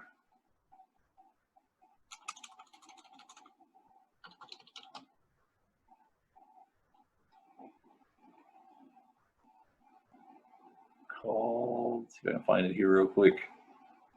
Select item. You notice right here, activity select item selects an item from a combo box or a list box. That's exactly what that drop down appears to be. We're going to find out that it isn't quite that way, but go ahead and bring the select item activity in. Sometimes this works, sometimes this does not work. Majority of the time it does not work. But just to demonstrate this capability, what this is doing is trying to grab the values out of the list. So notice this little drop down list here. It's trying to grab the items that are in the list box. So indicate element inside browser. If you hover over, you'll notice it's got two options here. Neither of these usually fails. If I click on this, this is the common error that's typically received. This control does not support the select item. If I delete it, attempt to re-add it again, say indicate element inside browser, this time doing the outer box. There it is. Control doesn't support the select item. It's the same error again. This is frustrating as a UiPath developer but it's not unmanageable. It more or less implies, this particular activity is not going to meet the need. This is where you got to work with what you have available to you and come up with an alternative solution. And the alternative solution in this particular case is really just to open up the window. And there's an activity that I'm going to introduce everybody to here that is called click text, and it'll bring in whatever text is available on the screen and ultimately make that click selection accordingly. So there's really two activities that we need to bring in. The first is just a click activity to expand the menu, and then the next one being to actually click on the raw text. So that said, back in the studio, I bring in a click activity. Go back up to the top here. Bring in a click activity underneath. Indicate inside browser. In this case, make sure you do it on the whole box here. I'm going to make sure my mouse is in the bottom right corner of the new status box here, to where this whole box is highlighted. Make sure you got the entire box highlighted. Go ahead and click here. Let's go ahead and look at the selector here. And notice we got an IDX here, so let's see if we can clean this one up a bit more. Get a better selector here. Pull up in UI Explorer. Open up my other monitor again, bring it across.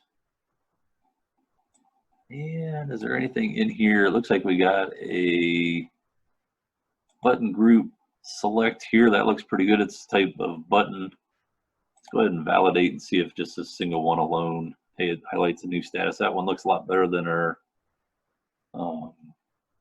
IDX value that we just had a moment ago. So I'm going to go with that. Go ahead and hit OK. Say wait for ready to complete. That will make sure that the menu is expanded. And the next behavior that I want to bring in is a click text activity. Now it's click text, bring that in immediately underneath the new status here and say, at this rate, I'm going to go ahead and cheat and go right over here, expand the menu. Just click on it, expand the menu, then say indicate inside browser. This one's probably one of the harder ones in this particular project. Make sure you hover over to where the entire menu box is highlighted. I'm doing this by putting the mouse in the bottom right hand corner here. And then simply click here so you get the entire, you see it says here, entire div, the boxes around the entire expanded menu. Go ahead and look back in your selectors here. Combo box div. See, it's even called the combo box here, which is kind of frustrating, but it looks like in this case it's got it. I'm going to go ahead and keep the selector here. Let's make sure it's on wait for ready to complete. And in this case, you'll notice it's wanting to know what text to use here instead of in comment. This is going to be from our arguments of in status. And that's the button that we want to have it actually click on. So from here, we're at a point we can actually test our functionality here. First things first, to do this, recall our first activity in this XAML file is to open up the, actually click on the command button to open up the pop-up window. So I just close the pop-up window. Acme web page is still on the work item details. It's going to click there. In order to get some parameters to work here for us, let's go back into our arguments. We don't need to use the actual values here, but in status, let's just say hello world again here. And then the comment, though, it needs to be one of the actual values that's on the screen. So our first one, let's just use the actual one that we know we're going to need. I've got a clicking problem going on here, just a second.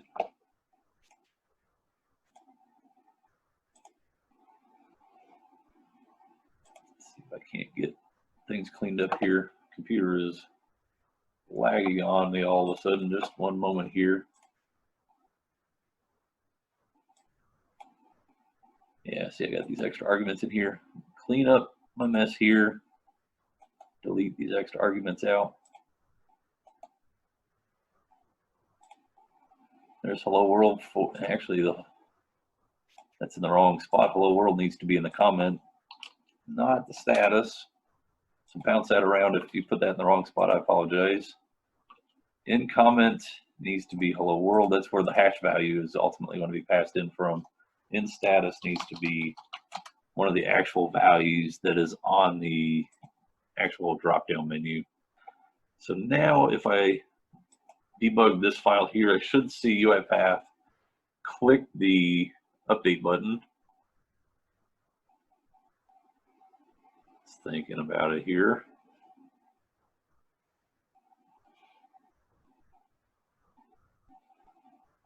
There's the update, so the pop-up menu should show up. And then once this page loads, I should see it type in hello world, click the menu and say completed by doing the click text, and it successfully has performed that action. If you want to play around with it a bit more, change your prompt to say rejected this time and put in a new status here. So if I go back, you notice code is ended. Let's change the status here to rejected. And it's important that the text there matches exactly, otherwise it won't know what text to click on and you'll get an error. And I'll say hello world again just to add some additional text. Again, before you run, make sure your little pop-up window is closed and then hit the debug file again. Again, that's just to make sure that the application initializes itself exactly where the bot would be when this code begins to execute, when this particular XAML file gets executed. And here in a second, there's the update work item. You should see it type in hello world again. There's the new text. This time it should go to rejected. Yeah, life looks good there. I want to manually close the pop-up window again. Coming back to UiPath, back to Studio. Just to check the last one, just to make sure everything's looking good there, let's change it to open. And instead of again, let's say for the last time. Because now this works and I know my logic to here is looking good. Let's see if we get it to change to open this time.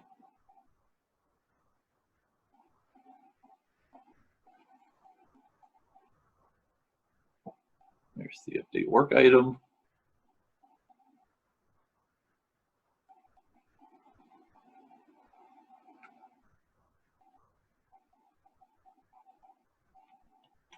And we should get open this time.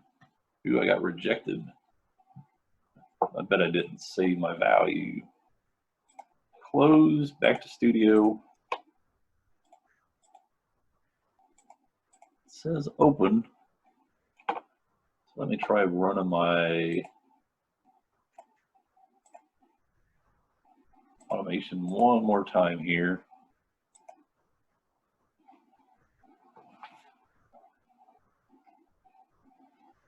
Let's see if it doesn't pick up open this time.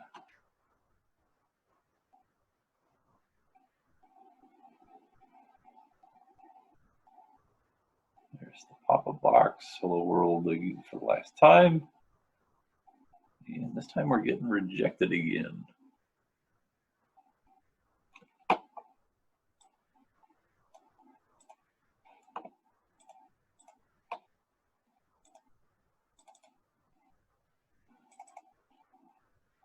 Oh, notice right here, for some reason it did not save. That was very strange. It looked like it was there, but it was not. So let's try it one. Last time the window's already closed. Run the automation here. Now we should get open.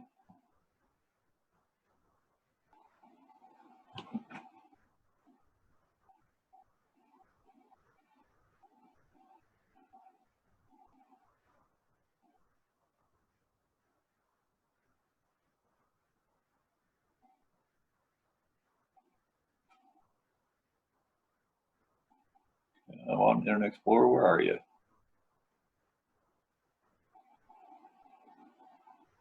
There it goes. There's the click.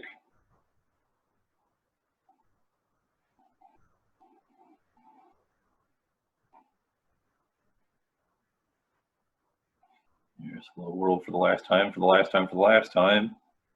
And there's the open click. So we are good. The logic here is successfully working. So again, the idea with this extra little click and doing the click text, if you can't get a particular activity to work or a selector to potentially behave the way you intend or desire, that's where sometimes you just got to go outside the box and come up with an alternative solution. So with that said, I want to leave my window open because the very last thing that has to be done here is the click on the update work item. So we need to train the bot how to do that. Obviously, that's just a single click activity. Bring that in after we do the click activity from above. Indicate inside browser, tell it to click on the update work item. Have it wait for ready to complete. Check the selector on this guy. Button update and button, that one looks pretty darn clean, no major concerns there. So now if we're performing like a bot does, go ahead and update the work item, but just a quick word of caution here, a pop-up box will appear on the screen. Do not close that pop-up box. We need to be able to train the bot how to close that pop-up box when it shows up. So there's the message box I was talking about after manually clicking update work item. We need to train the bot how to click this button here. So just another click activity under update work item. Say indicate inside browser. Go ahead and hit the OK button here. If I can get UiPath to see the OK button here.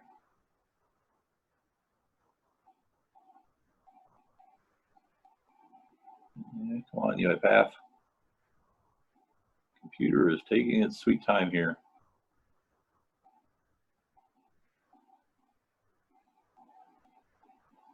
Go ahead and cancel it out here and try to start over. Indicate inside browser.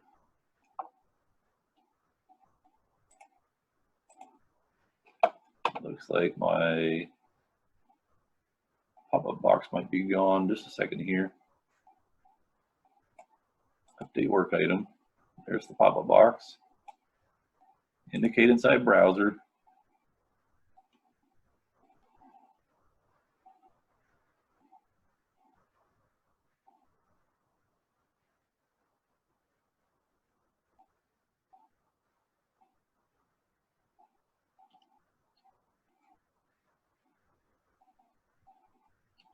Have an issue, guys, getting into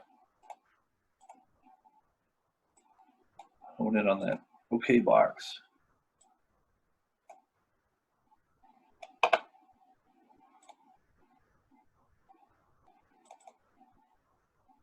See if I can't do it this way.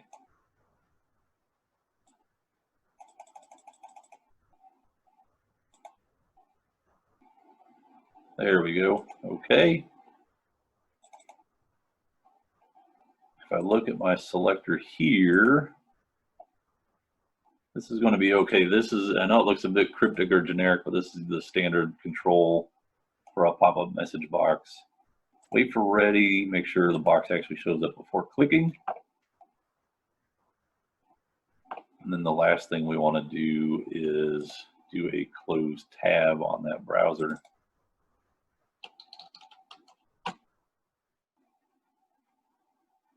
After the pop-up window and the little message box is cleared, simply bring in a close tab activity.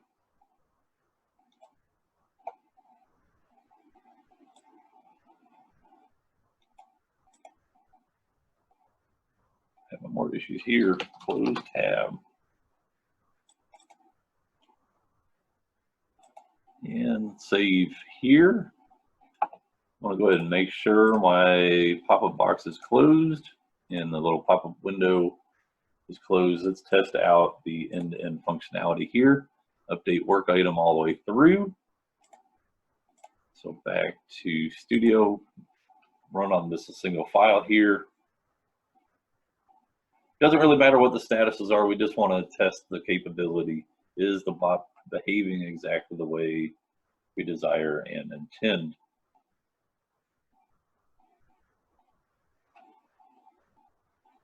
This is really the last piece of core functionality that is needed for the Performer bot for generate client security hash. assuming we get this to work, we'll be at a point that we can try to validate and ensure that the automation is indeed working as intended.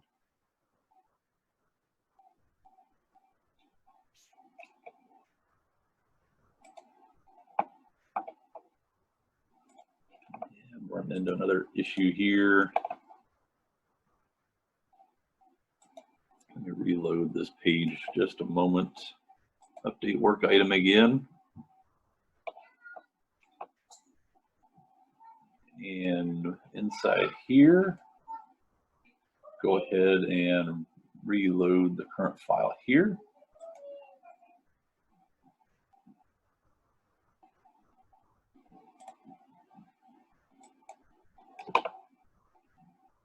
Yeah, hang on here. I got my process already running. Let's stop here. And then try to reload. Looks like I actually got two pop-up windows going here. Let me do a little cleaning up. Back to here. And let's try one more time and see if we get a better run this time.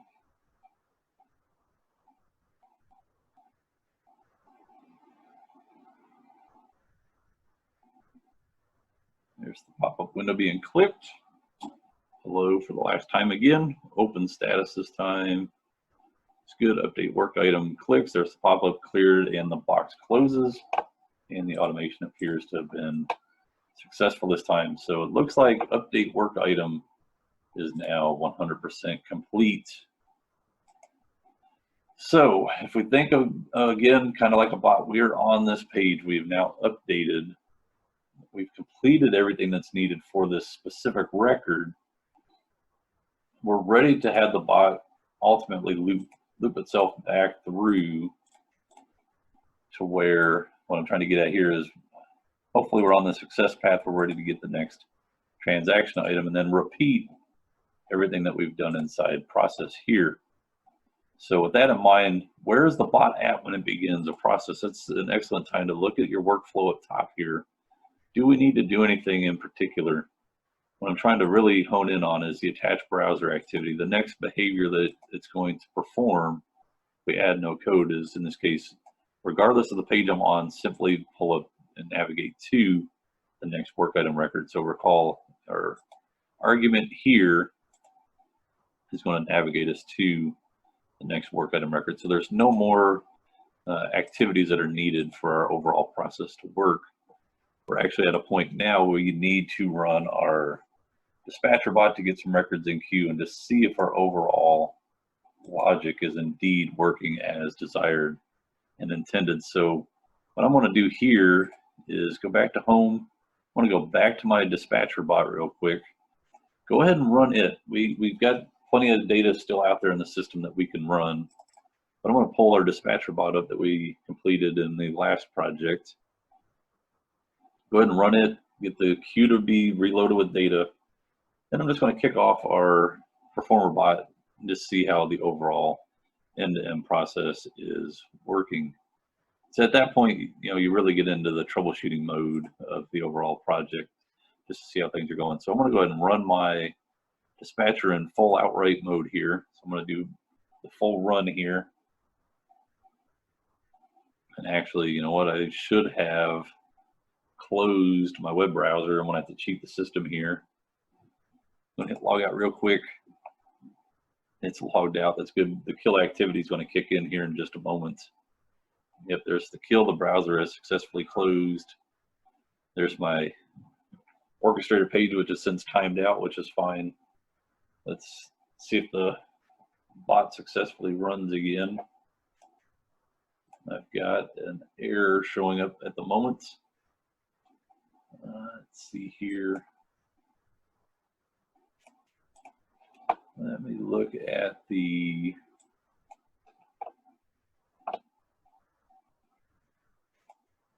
stop my dispatcher here. I think I'm in the, let me make sure I'm in the right dispatcher bot. I think that's what my problem is here.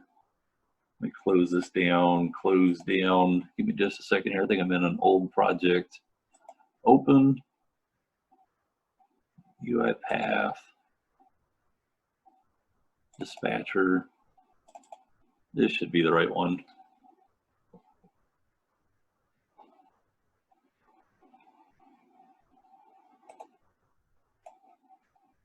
Give this thing a second to load. Now let's go into outright run mode here on the dispatcher.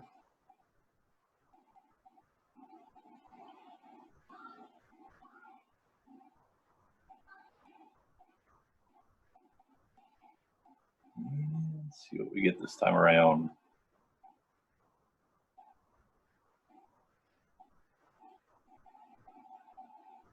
Should open up Internet Explorer. There it is. Maximize it. There's the password, username. So we're successfully logged in. And with all this being the dispatcher bot, we should now see it walk through record or screen by screen, extracting all of the data off the web page.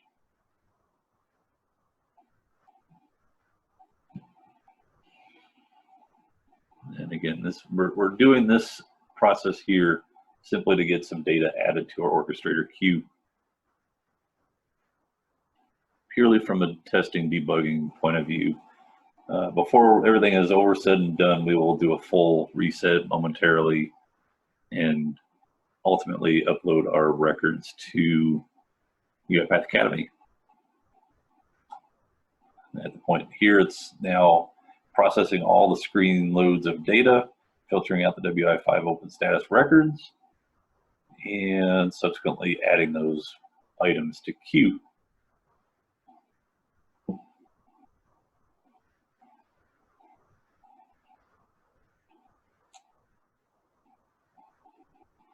right, the process appears to be complete. If I look at my logs here, it says that I've got 10 items still, which makes sense. If I go back and quickly look at the orchestrator,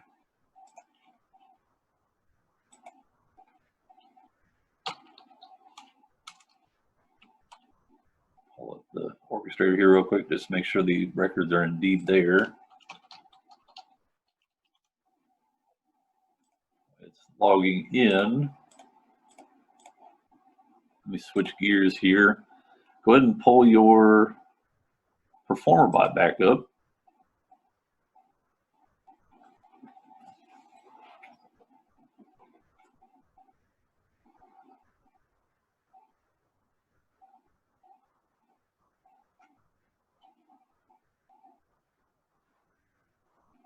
And so it's ready. I pull up my orchestrator queue real fast, just to validate that there are some records here. Recall at the very beginning of our project here, we had cleared everything out of the queue, and we changed the queue name and ran our bot. In this case, we now ran the dispatcher. We had 10 records to process. I should now be at a point I can run my, so I want to go ahead and just simply say debug project. Don't want to do run, and the reason being this is the first time we've run a project. I just want to see if it's able to simply go through all the tasks that we have defined, needs to be done, no errors, it's able to go record by record successfully. And here we go. So at this point, this is all about debugging. You know, if we run into issues along the way, you know, where are the problems at? Why are we encountering problems and issues? And then subsequently making sure that, you know, we're able to resolve what potential problems might exist. And then we'll ultimately run our bot outright.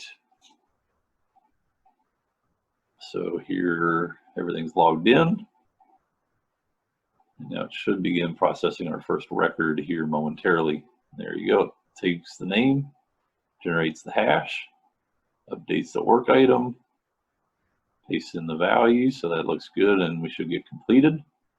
Updates, it's okay, and moves on. Now we should grab the next record here. And it does. It grabs the value, grabs the hash, updates the work item. This should be the new value here. To complete it, does an update. So it's going record by record, doing the update. One thing I want to pay attention to on this next record here Just try to quickly get the ID. It ends in EC1. So on the update work item, I should see a record or value that ends in EC1, and it does complete. So it looks like everything data-wise is performing as expected. So at this point, like I said, if you're running into issues, this is where you'd have to do a little debugging, some troubleshooting, try to identify exactly where the problem is at. But at this rate, I really don't want to run the rest of the records through. I want to do a full reset and start the bot from the very beginning, since it appears everything is working exactly as expected. So I'm going to stop my bot here. One little cheat that we can do at this very moment in time, if you're curious to know if your bot is truly behaving the way we desire, hit the home button here, go into user options and go into check training assignments. And you'll notice here I've ran 4 items through. All 4 were indeed correct. So I'm on my way. You know, it says failed. You have to have a score of 70 or higher to be considered passing here. I'm obviously well on my way to obtaining a passing score here. So what I want to do at this moment in time is kind of reverse all the logic here. I want to go back to user options. I want to reset my test data. I want to make sure I've got a fresh environment that I'm able to automate against. So go ahead and hit reset test data. We're good. And now kind of twofold what we have to do at this point. We need to obviously rerun, really kind of a couple things. We've reset our test data.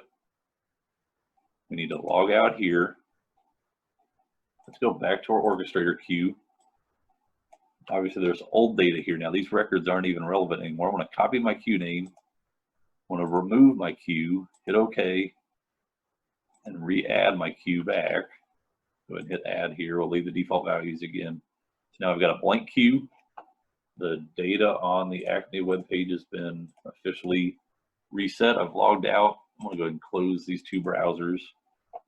I now need to rerun my dispatcher again. So one last time, this will be our final run, make sure everything is complete. Hashbot dispatcher.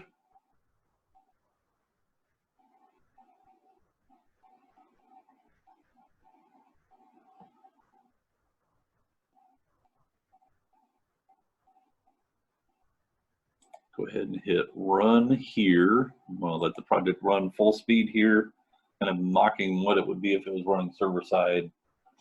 Let the automation run.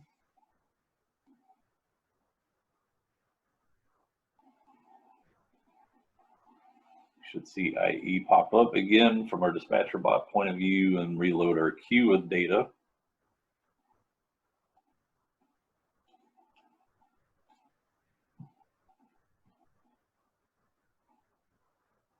Here's the password, username. Logs in, again, dispatcher bot, so we should only go to the work items page and simply go page by page all the way through. It looks like I've got a lot more data this time around. Go figure, that's going to make our demo run just that much longer. But as we can see, it's going page to page. Everything obviously this time is in open status. We got fresh test data sitting here from when we reset the test data.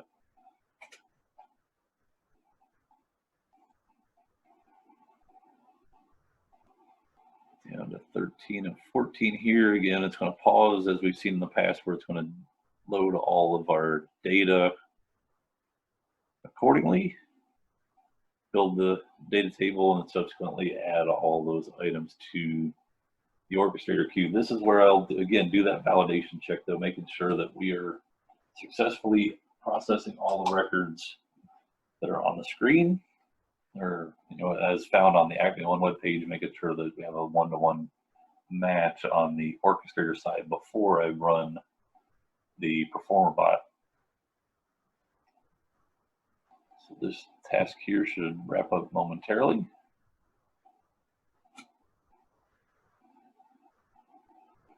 And task is complete. It says that I have 20 items in queue.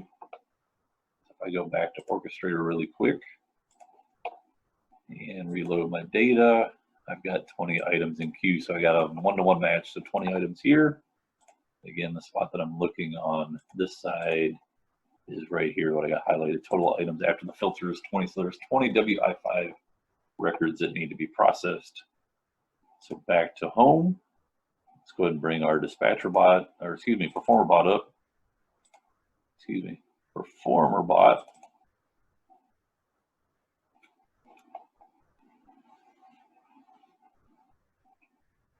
And allow this thing to process outrights.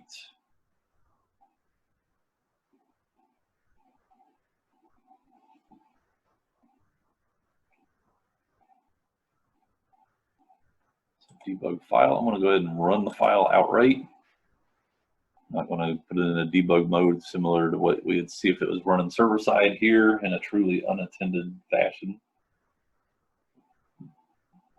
Allow the bot to process all 20 records, see if we have a perfect passing score.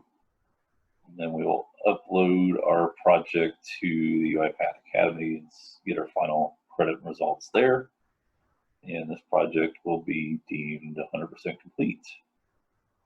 So we should see it log into Acme One webpage.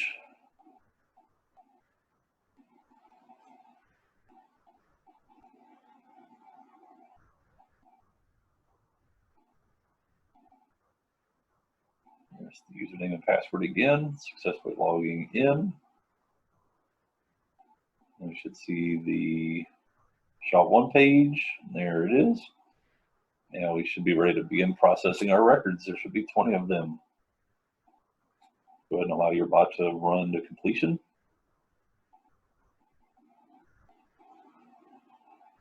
Updates the work item. Paste in the value. Back to completed. And on to the next record. So we should see it change records here. Grabs the next one, clears the screen, types in the next value, grabs the hash value, updates, types in the new hash here. Again, complete that record update. And we're updated here. And continues to process through until, again, all 20 records are complete. I'll go ahead and leave the video recording go here. I'll go ahead and quiet myself until we reach the very end of all 20 records being processed.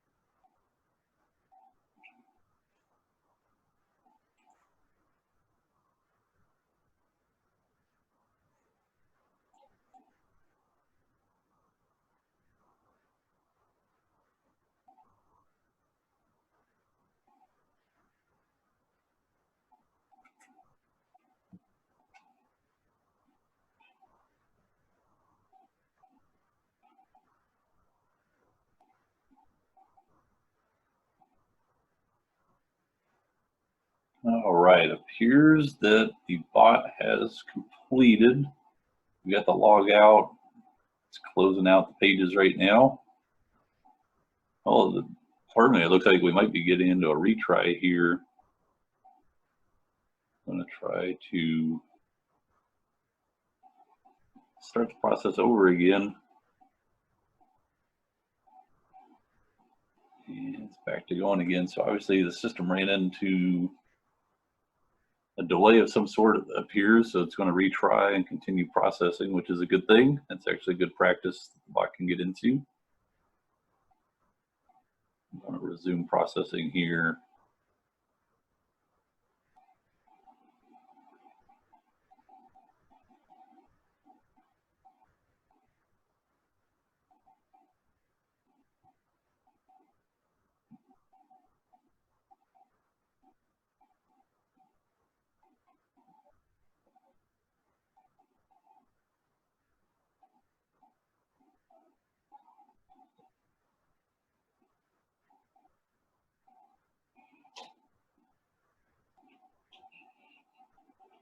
Yeah, the bot should be complete, and there we go.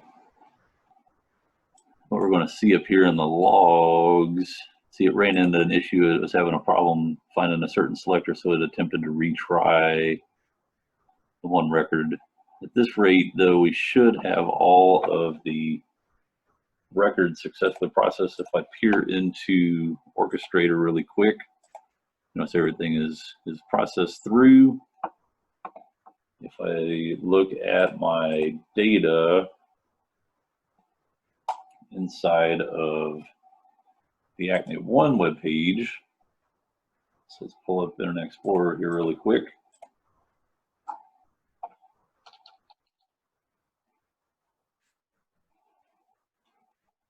I suppose I could have just done it in Chroma. Is right there. Acme One.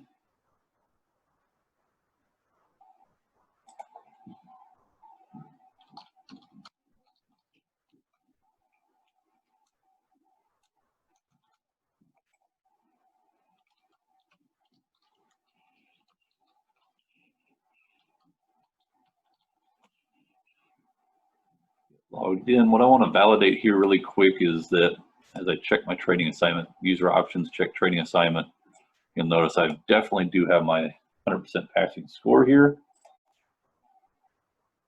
So now I'm at a point with the passing score, I can officially go over to the UiPath Academy site now and officially publish or submit my project to their website. So if I can get Internet Explorer to successfully load here, let's go to academy.uipath.com. Go ahead and get logged into their webpage here.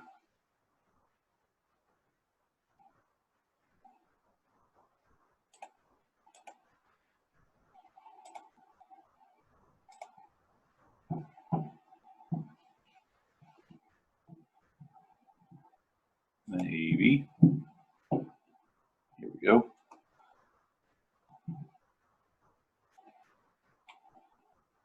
Go over to the far right again. Make sure your login, when you log into the Academy webpage, again, is the exact same username, email account that you used on the Acme webpage. Otherwise, this grading of your projects will not complete as correctly. It won't be able to score your project. Might be a better way of saying that. So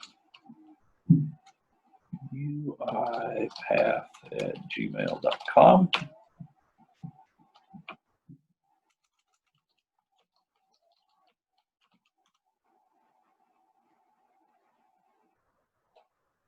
Get logged in. Once you get logged into the Academy webpage, recall we want to go back to the deep dive course that at the very beginning of the discussion of this project we had successfully clicked our way through. So go back to Courses tab again.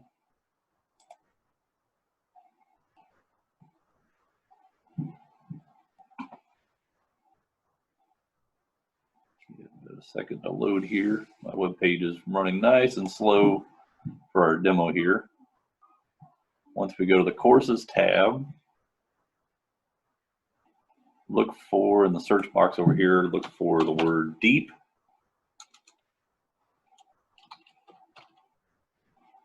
Again, we want to go into the Robotic Enterprise Framework Deep Dive.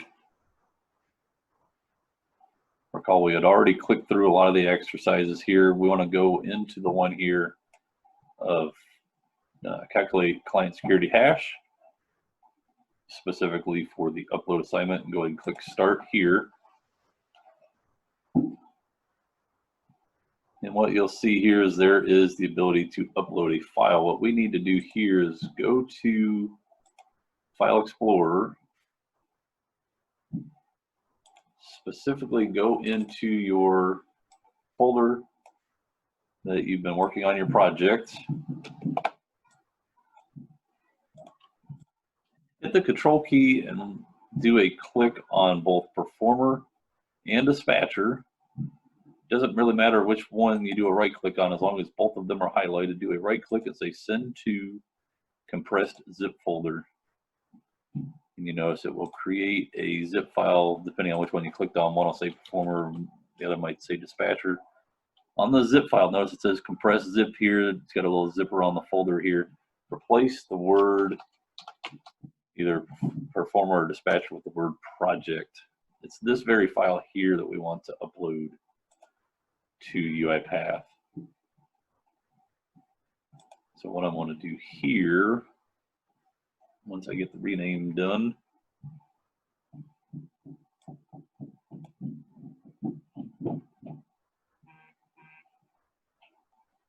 I want to go over here and say upload a file.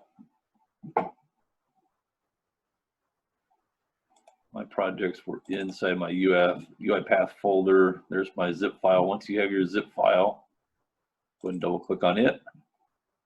Well, it's still working on building, it looks like. Give it a second here. I'm obviously running into a technical issue there. It looks like it's done now. Let's try again. Project. There we go. So uploading. Files uploaded. Simply hit submit. Are you sure? Yes, you don't need to put any comments in the text box here. And this is where UiPath's web page is a little bit goofy. You might have to go out. As long as you got it where you saw it was successfully submitted, sometimes you got to just go over here, hit close, come back in here, click on in progress. Sometimes you have to do this a couple times. This is what I found to be successful. What we're ultimately looking for is right here next to grading criteria. You should see a prompt there here momentarily that says results.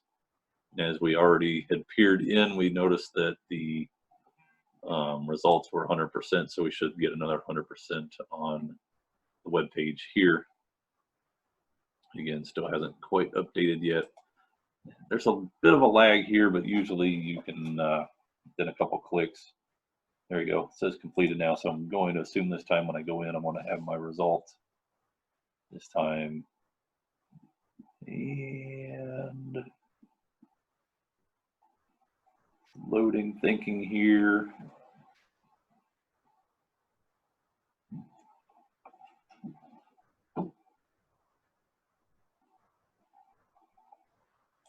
Yeah, let me go back to the main page here. Go back to in progress. Hit the wrong one. Yeah, we should hopefully be done. Hopefully it's been long enough. Ah, nice. There it is. And results is here. If you click on results, notice 100%. We are officially complete. I want to hit the next button here. It's going to say contents required. Looks like everything's done. We should be able to hit close here. Still says in progress. We should be able to click through on this one now. Like I said, their web page gets a little bit goofy. Our results are there. We should be able to hit next.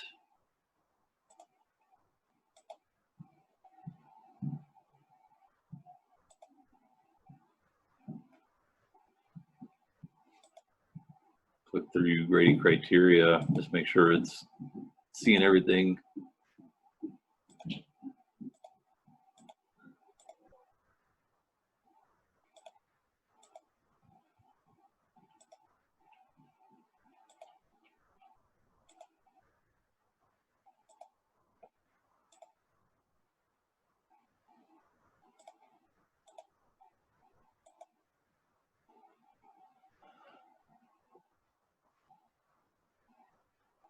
Well, long story short, we know we got the right results. It looks like we're running into some technical difficulties here with UiPath web page.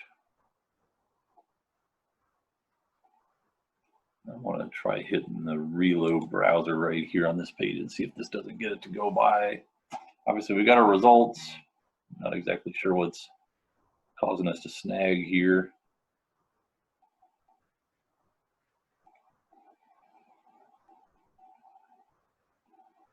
There we go. Upload assignment is now complete. Just took a moment there. Maybe just that simple browser refresh got us by. There's the next page. What this is going to give you is really just kind of the Cliff Notes version of everything that we covered in the entire project on this particular page. A little walkthrough kind of detail of everything that we've done. Go ahead and click exit. Go ahead and close here to leave that page. The first part of the deep dive, the client security hash, now is officially completed. We'll dive into the generate yearly report project here after next. So that officially concludes the client security hash project.